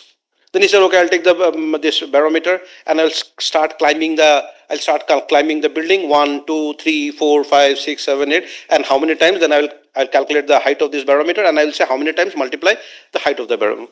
The teacher is not happy because he wants to listen to the conventional answer. Then he said, can you try something else? Okay, but then he said that, okay, I'll go to the janitor's room, the architect's room, for the janitor's room. I'll gift him the barometer and tell him what is the height of the building. Then he will tell me that, see, he's using the barometer to calculate the height of the building. The question, that's how the teacher was. So you as students, there are multiple ways of, and who was this guy? This was Niels Bohr. He was Niels Bohr, whose theory even sits today for electronic movement, the angular momentum of the electron. So this boy, at a younger age, school age, he gave the teacher some 10 ways to use barometer to calculate the height of the building. So you as PhD students, when you come and you get a problem, try to explore and attack it from multiple directions. So now my last part of my talk. Welcome to this center. This is MIT Center for Artificial Intelligence. It's a visionary initiative of our Chancellor, Dr. Atul Chauhan. He is himself a very techno-savvy person, and he wants that every student of this university should get some kind of exposure and become an AI literate, irrespective of. So this is our center. Some images you see. Now this is an important slide where you can see the vertical alignment of courses. We start with machine learning, deep learning. We are very proud to say we were the pioneers university where we introduced generative AI for the first time to UG students in December 2023. 2025 summer, we introduced full course on language models, large language models, computer vision, and multimodal AI. We are very proud that in India, I don't think there is any other university who is offering these courses. The horizontal spread is the chancellor has given a mandate, our chancellor sir has given a mandate that every student, irrespective of his domain, be he, let it be, he can be a humanities or a science or a pharmacy or a biotechnology, whatever student he's supposed to study some kind of AI. So we worked on that. We have programs. We have already launched programs. You'll get opportunity. I think you are PhD students, but the UG and the PG students, they get opportunity to study courses irrespective of their non-background in mathematics and programming. So that's what we have done. We have given courses like AI tools and applications and basics of artificial intelligence. The research domain of our AI center is large.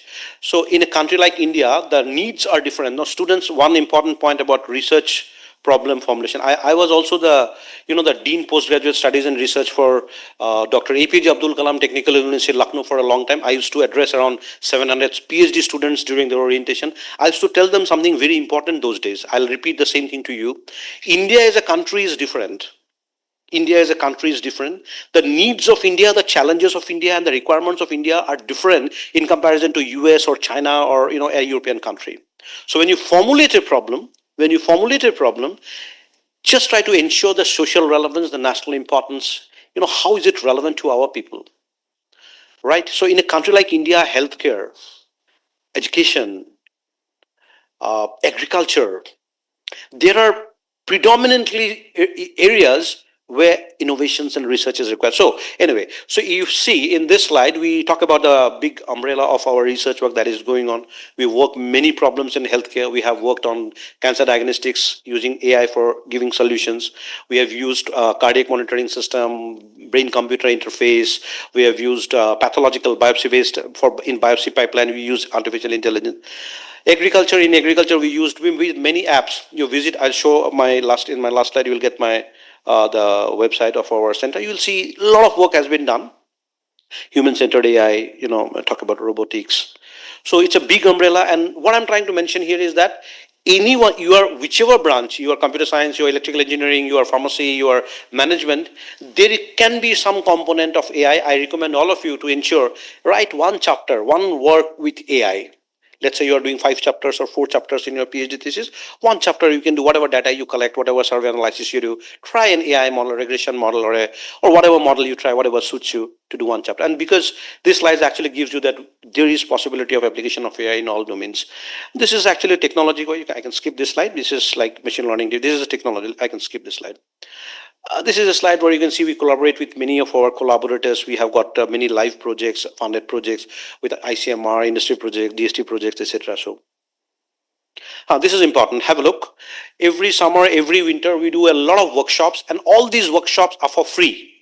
All these workshops are for free. Many workshops you can see they are theme-based. AI in neuroscience, AI in robotics, AI in social science. Can you see AI in business analytics for the MBA students, AI in rehabilitation. So we do a lot of theme-based workshops. They're always free for the students. Do follow us in our social media and in our website, and do join these workshops to get hands-on experience how to use AI model in your own domains. We do not expect the non-engineering or the non-CSE people to actually learn to train weights, but learn to use AI in your own in your own applications. And this is the architecture. So whenever we develop a new AI architecture, we own it with you can see there is a DOI associated. These are published work. Like this RGD former is a tuberculosis-based AI model where doing the the analysis of tuberculosis-based drug administration. PaceNet is for civil engineering. You can see a lot of architectures. I'll skip because we don't have much time. And some case studies, but we have a couple of minutes. Okay, I'll take some of the. I'll show some use cases or applications on AI that we are doing, so that you people understand and absorb for yourself. If you can join us in one of your PhD problem for that. This is a problem we are working with NIE Chennai. Okay, this is where we are dealing with a database of 5.4 million subjects. The idea is recommendation of a patient. Let's say a patient has got a viral infection. Sometimes the symptoms of the patient may be overlapping. I mean, it's difficult to guess whether it is chikungunya or whether it is dengue or whether it's influenza. Doctors will recommend multiple number of tests. Do a blood test for chikungunya, do a blood test for dengue, do a blood test for influenza or a hepatitis, something like that. If you do all of them, the cost goes higher. It taxes you, it costs you more. Or if you do it sequentially one by one, the health hazards may be dangerous. Either way, there is a problem. To solve this problem, we are working on a project. It's a funded project for ICMR. So what we are doing, that 5.4 million database through an VRDL network we have collected. We have patients from Andaman, Nicobar to Lakshadweep to Ladakh to Arunachal Pradesh, everywhere. We have full collection. It's an ICMR initiative. And we have trained a model. Maybe this, it is not here, sorry. We have trained a model. If the symptoms of the patient is given, it returns you with a confidence score, what may be the possible virus diagnosis for this patient. The doctors uses it to recommend for the viral test. So if it shows you 53, let's say 75% confidence score, influenza. So you do the test for blood test for influenza. And this is very much working, more than 86, 87% accuracy. So students working in virology and biotechnology can think how we can work on that. This is related to pain management. This is also an ICMR funded project. What we are doing here is that chronic pain and this kind of pains are very popular in they're very common. So we're making an app called as a pain buddy. Okay, we have trained a language model. Now, once the patient registers with his biological and disease symptoms in that, it starts working as a personal doctor for that person. Okay, now let's say it can read your medical reports. It can read your medical images, ultrasound images. You can read your MRI images, and then it knows everything about you. Let's say you ask a question. I have taken the painkiller injection and still not getting relief. This app is going to suggest you, just like a personal assistant, what to do. So this is another project we are working. This is a tuberculosis project. So this is interesting. So when a tuberculosis drug is injected in a patient, the plasma of that blood varies at a pace. It goes higher than it retains and that comes down. So that administration, every time you have to prick the patient, it will be invasive method to take the blood. We are trying to correlate with saliva. Okay, so if the saliva may be a non-invasive, you just take a drop of saliva, it's just like a small piece of thing, and just connect it to saliva. Put a drop of saliva, and it will tell you what is the blood plasma concentration for that tuberculosis. ATT. What is ATT and all, and ATT treatment and all. So it's a big thing. I'll quickly run through. This is a gallbladder analysis. We are working with Dr. Chandan Das, who is an AIMS professional. This we are working with AIMS Delhi in a breast cancer diagnostic model using an AI. This is crop powered agriculture. If there is students from agriculture, have a look into this. And IBCM is an ICR institute in Raipur. So with them, with Dr. Pankaj, who is the deputy director there, we have a full funded project in which we are making an app called Kisan Mitra. They have to take the images of some parts of the plant like leaf and stem, etc., upload it in the image, one single click, it will return you or tell you what are the nutrition deficiency, if it has got a biotic stress like viral infection or bacterial infection or whatever. So this kind of work we are doing in collaboration with ICR lab. This is interesting. Hemoglobin, take a photograph of your lower eyelid, and we have developed the app. Your hemoglobin, the hemoglobin value will be, it will predict your hemoglobin value. This we are doing with ICMR Kolkata, that North Bengal Health Unit. Dr. Sandeep is associated. So a lot of work we are doing. So maybe we have, this is about robotic arm movement control using AI. The other one is civil engineering. If there is somebody from civil engineering, we are making an app where mount a camera on a drone. It takes images of a auditorium or a drone or a dam where access is limited for human being. It comes back and we can tell you if there is some structural deformities and all. So thank you so much for your time and for your attention. And you can reach me. I have given my email ID. I have given my WhatsApp number. Our center's website is amity.edu/ACAI. ACAI stands for Amity Center for Artificial Intelligence. I've also given my LinkedIn photograph. You can find me in LinkedIn, Professor M.K. Datta. You can connect me. I'll be happy to connect. And in your journey of your PhD, just see if you can use one chapter, at least one problem with the data that you collect or the problem you encounter. Use AI, solve one of them. Because people ask me many times, I sit in many interviews and all, national television and all. So people ask me, will AI replace me? Will AI take away my job? So my answer is very simple. AI will not take away your job. But somebody who knows AI, he may take away your job. So that's how it is. Thank you, students, once again for your attention.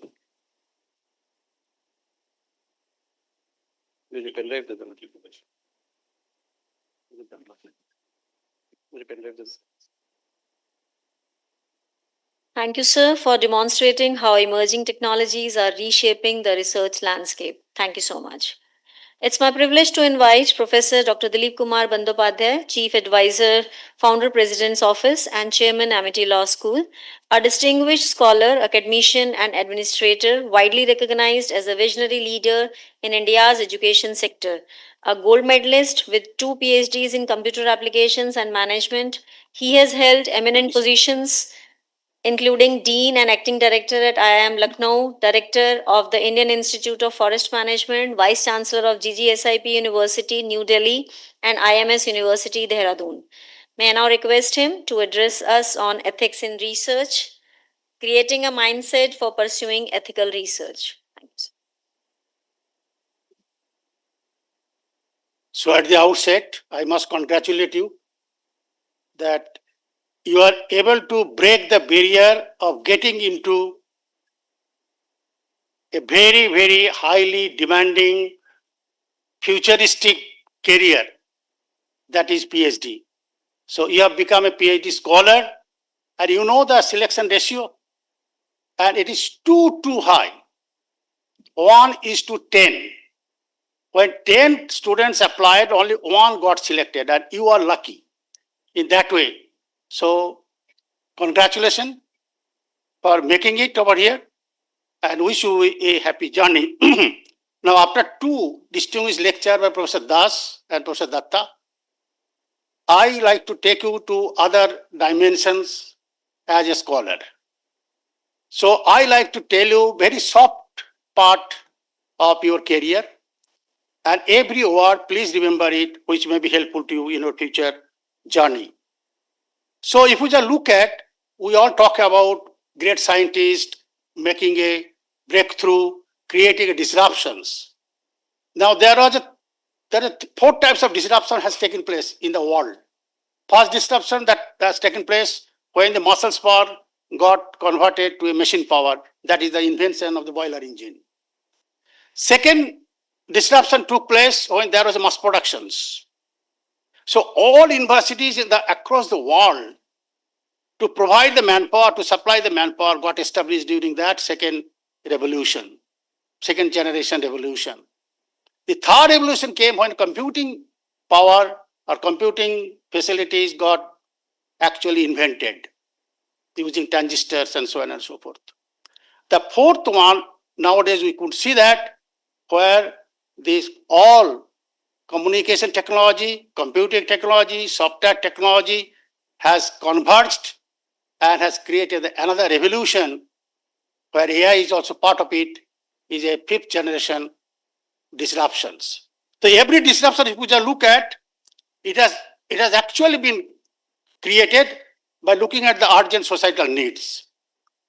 Social needs, whether it's food, health, transportation, digital economy, communication, household goods, natural disasters, all disruptive technology has got into from there. And if we look at, every breakthrough has created a demographic shift. So people have gone from one pasture to another green pastures. And very interestingly to see that 3% of the world population, they contribute 9% of the world GDP.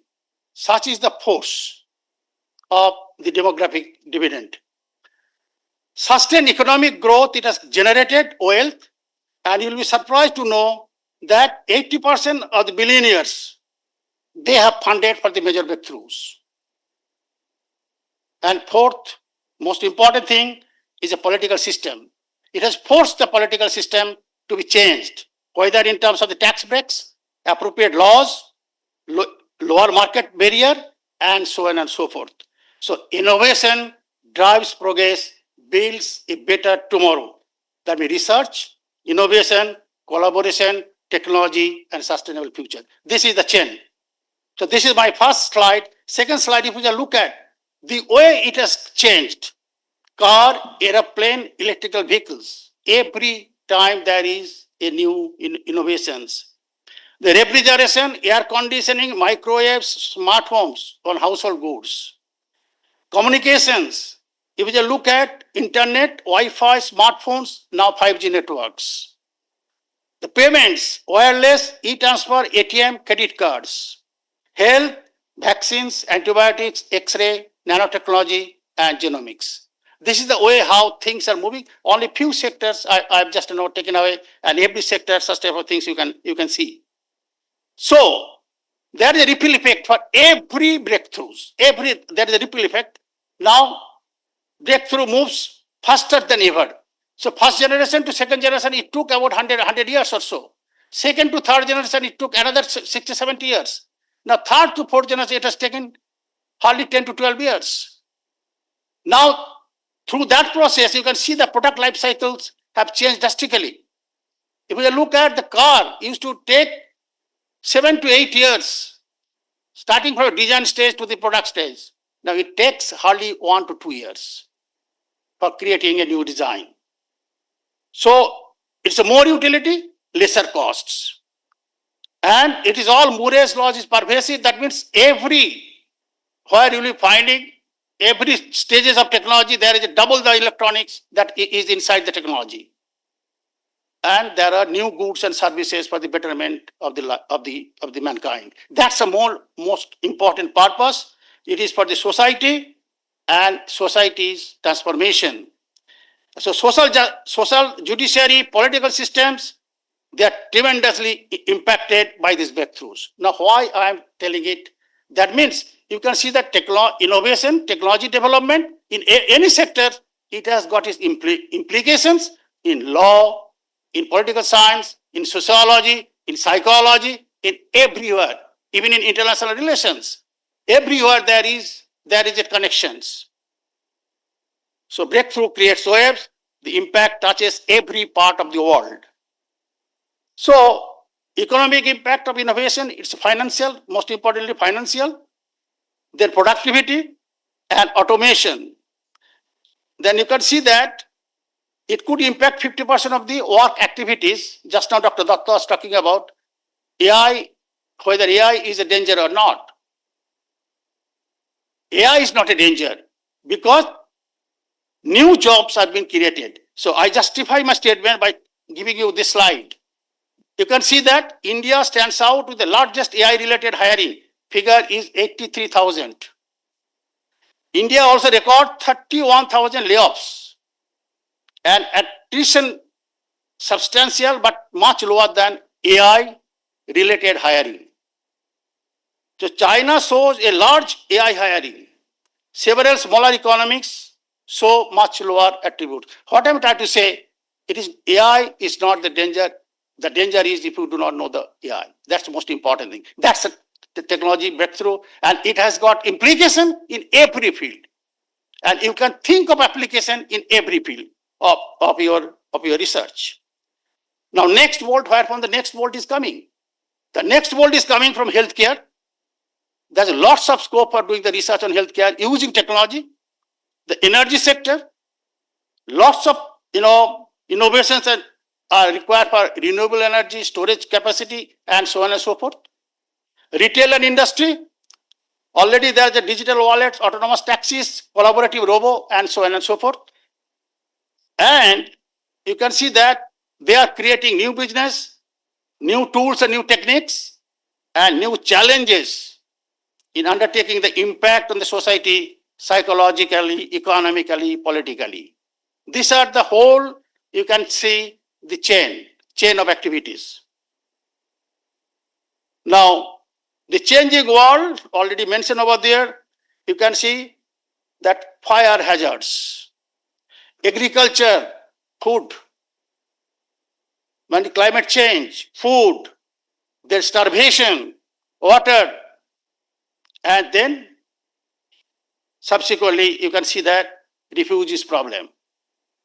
So lots of anxieties, tensions are taking place because people want to shift from one pasture to the another green pastures, like migratory birds. So these areas has created plethora of opportunity to study, plethora of opportunity to create an impact. So our goal is to generate knowledge, create innovative solutions, and build a sustainable and equitable future for all. This is the essence of any research or any innovations. Now, for doing that, we have to understand the mindset for research, which are going to be applicable to you. Now, key points, it is essentially for the advancement of the knowledge or solve real world problems or influence policy or drive innovations or build national or global capacity. Any one of them or combinations or multiplication, it's all key points for carrying out the research. Now, you were a student till now. Now you want to become a researcher. You have already become a researcher. So as a student, you learn knowledge, but as a researcher, you want to create knowledge. You seek answers, you ask questions. As a researcher, you have to ask questions. Read textbook, but you review journals. Complete assignments, you need to solve problems. 6 grades creates impact. You are not interested in 8 CGPA, 9 CGPA, 7 CGPA. We are all interested what is the impact that I shall be creating through my research. That's the most important thing. And all my previous speakers have actually given emphasis on that. So doctoral education is defined by inquiry, originality, and contribution rather than examination performance. This is the bottom line to all of you as a researcher, that is from learning to discovery, from answers to questions, from task to impact, from self to society. This is the all essence of a characteristic of a researcher. Now, traditional students' mindset. What is the traditional students' mindset? Learning for examination, seeking correct answer, depending on teachers, following infrastructure, following instructions, fear of mistakes, reading textbooks only, success measured by marks. This is the traditional students' mindset. But as a researcher, what is going to be your mindset? Learning to create knowledge. How do you really learn to create knowledge? How do you ask better questions? How do you make yourself independent thinker? How do you challenge assumption? Like Datta was telling that even, whole mechanics was challenged. All Newtonian mechanics was challenged.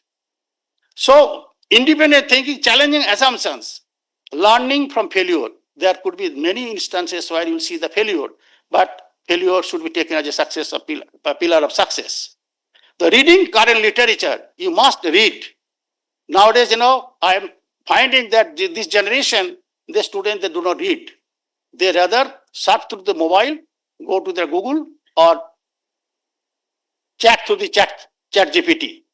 Now, success measured by contribution. So look at the two sides of the story. Now, how much transformation you need to do for yourself. Don't behave like a student. Behave like a research scholar from the day one. So your mindset essentially should be for curiosity, should be for discovery, and that discovery which will create impact. That is the type of scenario that I like to suggest you. So as a successful researcher, the left-hand side, if you look at curiosity, already I have mentioned about it, leadership, that inspire and guide others, take initiative and give positive change. And then communication. Your communication skill must be oral and written. You have to know how to better write, how to better communicate. And the right-hand side, if you look at, your integrity should be unquestionable. You have to uphold honesty, ethics, and academic responsibility. Creativity, think innovatively and develop original ideas and solutions. Persistence, all the time stay focused and resilient on the face of challenges and setbacks. If you are not resilient, then essentially you will all suffer from different types of anxiety syndromes. Never ever fall into the anxiety syndrome because you cannot afford to have those type of symptoms. Humility, the last word. So Vidya Dadati Vinayam. So stay open to feedback, value others' contribution, and continue to learn every day. Every day should be a learning day for you. So great research is a team effort. Together we create knowledge that builds a better future. That is the essence or characteristics of successful researcher. So you are on the other hand, curious mind, leadership quality, communication skill, without doubting any iota of integrity. Your mind should be creative, your behavior should be persistence, and you should be humble person. So observe, question, explore, experiment, discover, publish, and create impact. These are the type of further characteristics if you look at, you should have developed your observation power. They say that, whenever you passing through a road, you should be in a position to read what are the elements are there I saw while I was walking to the road. Similarly, when you see any book, any cell in the lab, or any sort of events that is happening naturally, that you should be in a position to observe them from a deep sense. Then you question it, why it is happening, why so much of rainfall is taking place, why earthquakes are becoming so frequent, why? Then explore. If I want to find the answer, I am to explore it, I am to experiment it, and then my discovery will come out. And whatever you are working, you must publish. That's the most important thing. Without publication, people will not come to know what type of research you are doing it. So your growth, your impact is going to be created through your publications. Now, ethics in research.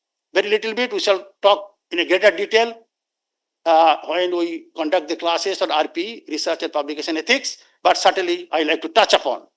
So, why ethics in research matters? Why? Why it matters? Because research shapes knowledge, policy, and society. Ethical lapses damage trust and credibility. If somebody doubts your integrity, the cornerstone of a researcher, then it actually damages the trust. I know some researcher, they were carrying out research and they copied somewhere that is essentially on rep sheets. He was trying to create a modified, rep sheet, and he copied somewhere. Then with little bit of modification, he published it.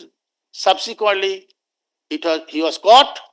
He also became the very vice chancellor of a very famous university, and subsequently he was put behind the bar. So ethical lapses damage trust and credibility. So protect participants, researchers, and institutions. Whoever will participate in your research, either survey-based, empirical study-based, or in the lab itself, you have to protect everybody who are involved in your research. Then fourth, ensures integrity, reliability, and social responsibility. Never run away from these three things. So ethics is not a constraint on research, but it is what gives research its value and purpose. That is the one way that no one can define it. Now, common ethical issues in research that comes, something you have already been talked about, fabrication and falsification of data, plagiarism and self-plagiarism. Self-plagiarism, that means you are writing an article and you are just copying it from here and publishing another article. Then inadequate informed consent. Whatever you will be doing it, from whomsoever you are going to take the data, you must take the consent from that person. Then breach of confidentiality. You cannot disclose what is happening in your lab. You cannot disclose about your data. You cannot share your data. Then conflict of interest. Avoid conflict of interests. Because unnecessarily you will be getting involved. So ethical research builds credible knowledge and a better society. So some of them I've already talked about, fabrication, falsification, plagiarism. Avoid them, because all this, what will happen? Retraction and loss of credibility. Nowadays you'll be finding a lot of retractions have been taking place from the journal publications. And the moment it becomes your paper is retracted, it is not only you, but your university also gets a bad name. So be aware of it. Be credible. Now, key takeaways: ethical research ensures credibility and impact. Misconducts harms individual and society. Ethical mindset must be cultivated early, and shared responsibility of all stakeholders. Whoever is involved in research, it must be shared responsibility.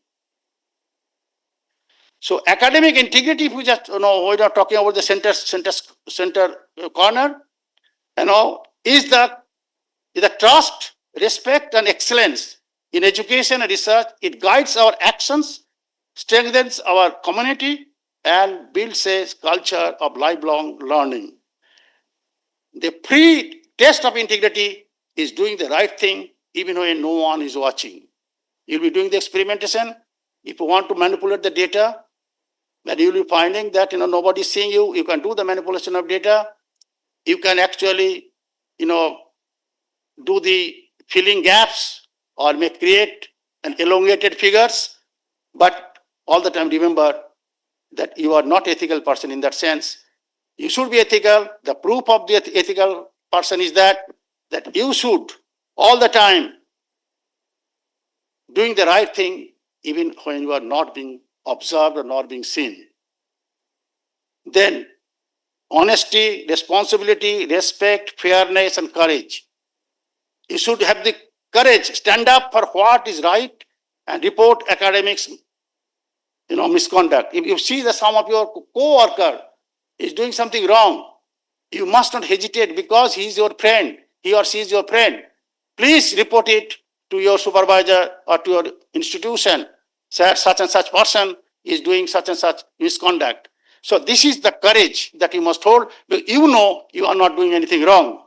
Then fairness, give credits where it is due and avoid unfair advantages. So this academic integrity, doing the right thing even when no one is observing you, that is the essence. So academic integrity is the foundation of trust, excellence, and lifelong learning. Now, when you say the research cycle, how research cycle is taking place? Observe, as I mentioned, observe the world around you and identify phenomena or problems, where we talk about the literature review, literature study. Then question, ask focused and meaningful research questions. Third, review the literature. Fourth, having reviewed the literature, I all the time suggest that if you review the literature for 50, 60 papers, write a review article, which will be good for your future researcher. And that will also help you to identify the gap. Design the methodology, what methodology you will follow in terms of addressing those research questions. Then collect data, whether it is laboratory data, whether it is empirical data, whether it is doctrine-based data. Then analyze them, publish them, and create impact. And this is cycle goes on. The research cycle is iterative. New insights leads to a new questions, continuing the journey of discovery. But how long you want to do this iteration? So for you, the time limit is fixed, 3 years or 3.5 years. That this iterative process, how long you can do it? So you have to prepare some sort of a timeline chart. This timeline chart, that is just illustrative. It's not anything that I am recommending it. So you determine in first year, second year, third year what you are going to do. So first semester you are going to do the coursework, review of literature. Then second semester you start finalization of research title, objective, research methodology, and also work on objective 1, data collection, analysis, and interpretation. Come to the third year, side by side, you are doing the data collections and also work on objective 2. And like that, this goes on. At the end, the thesis compilation and submission on 6th semester. For a regular 3-year program students I'm talking about. Now, if you're a part-time student, the same way, I have just elongated the curve. You ought to keep yourself under the table that where I am. What is the progress that I'm making? Am I in the right track? Am I going to complete my work within 3 years or 3.5 years? Or I am actually prolongating? This is the way how your research will go. So, whole of science is nothing more than a refinement of everyday thinking. That's a great, great statement. We have to refinement our thinking. The way things are there, we have to refine it further and create a new goods or new services. So metaphor of success. Now, for you, sky is open. Fly in the sky and in search of the good food, in search of the good opportunity, and sky is the limit. And that's the thing that I like to mention to you, that success is not a destination, but a journey of growth and purpose. So you will be, all of you will be succeeding and you'll be completing your work within these 3 years and 3.5 years. And I wish you all the best. Thank you. Thank you very much.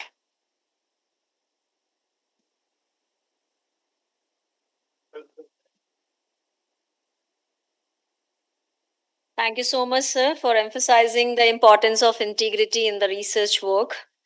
There is one change in the orientation schedule. The next session, which was to be held on Introduction to PhD Regulations and Guidelines by Additional Pro Vice Chancellor, sir, we have shifted this to tomorrow.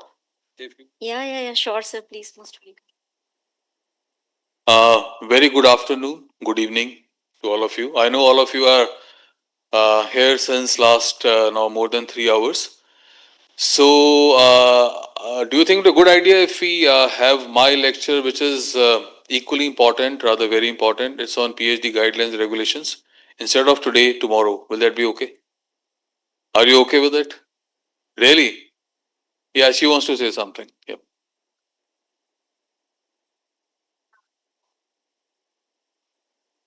Absolutely. Soniji, recording will be there. We send the slides to you. Okay.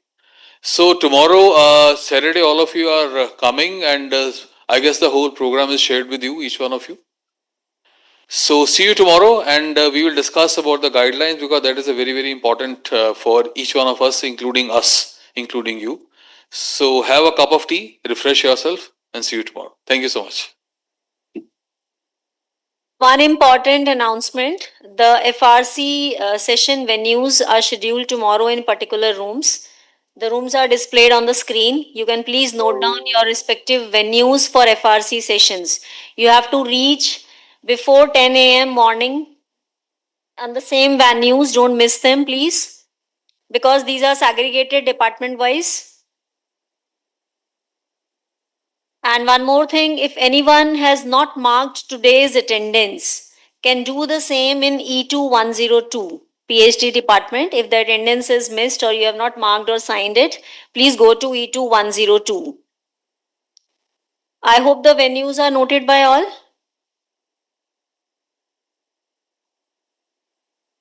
I invite everyone to join us for tea and refreshments, and we conclude for today. Thank you all for joining us.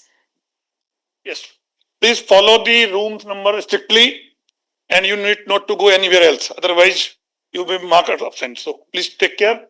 Note down the room numbers and reach these room numbers only. And please enjoy chat, tea, and cookies. They are lying outside for you.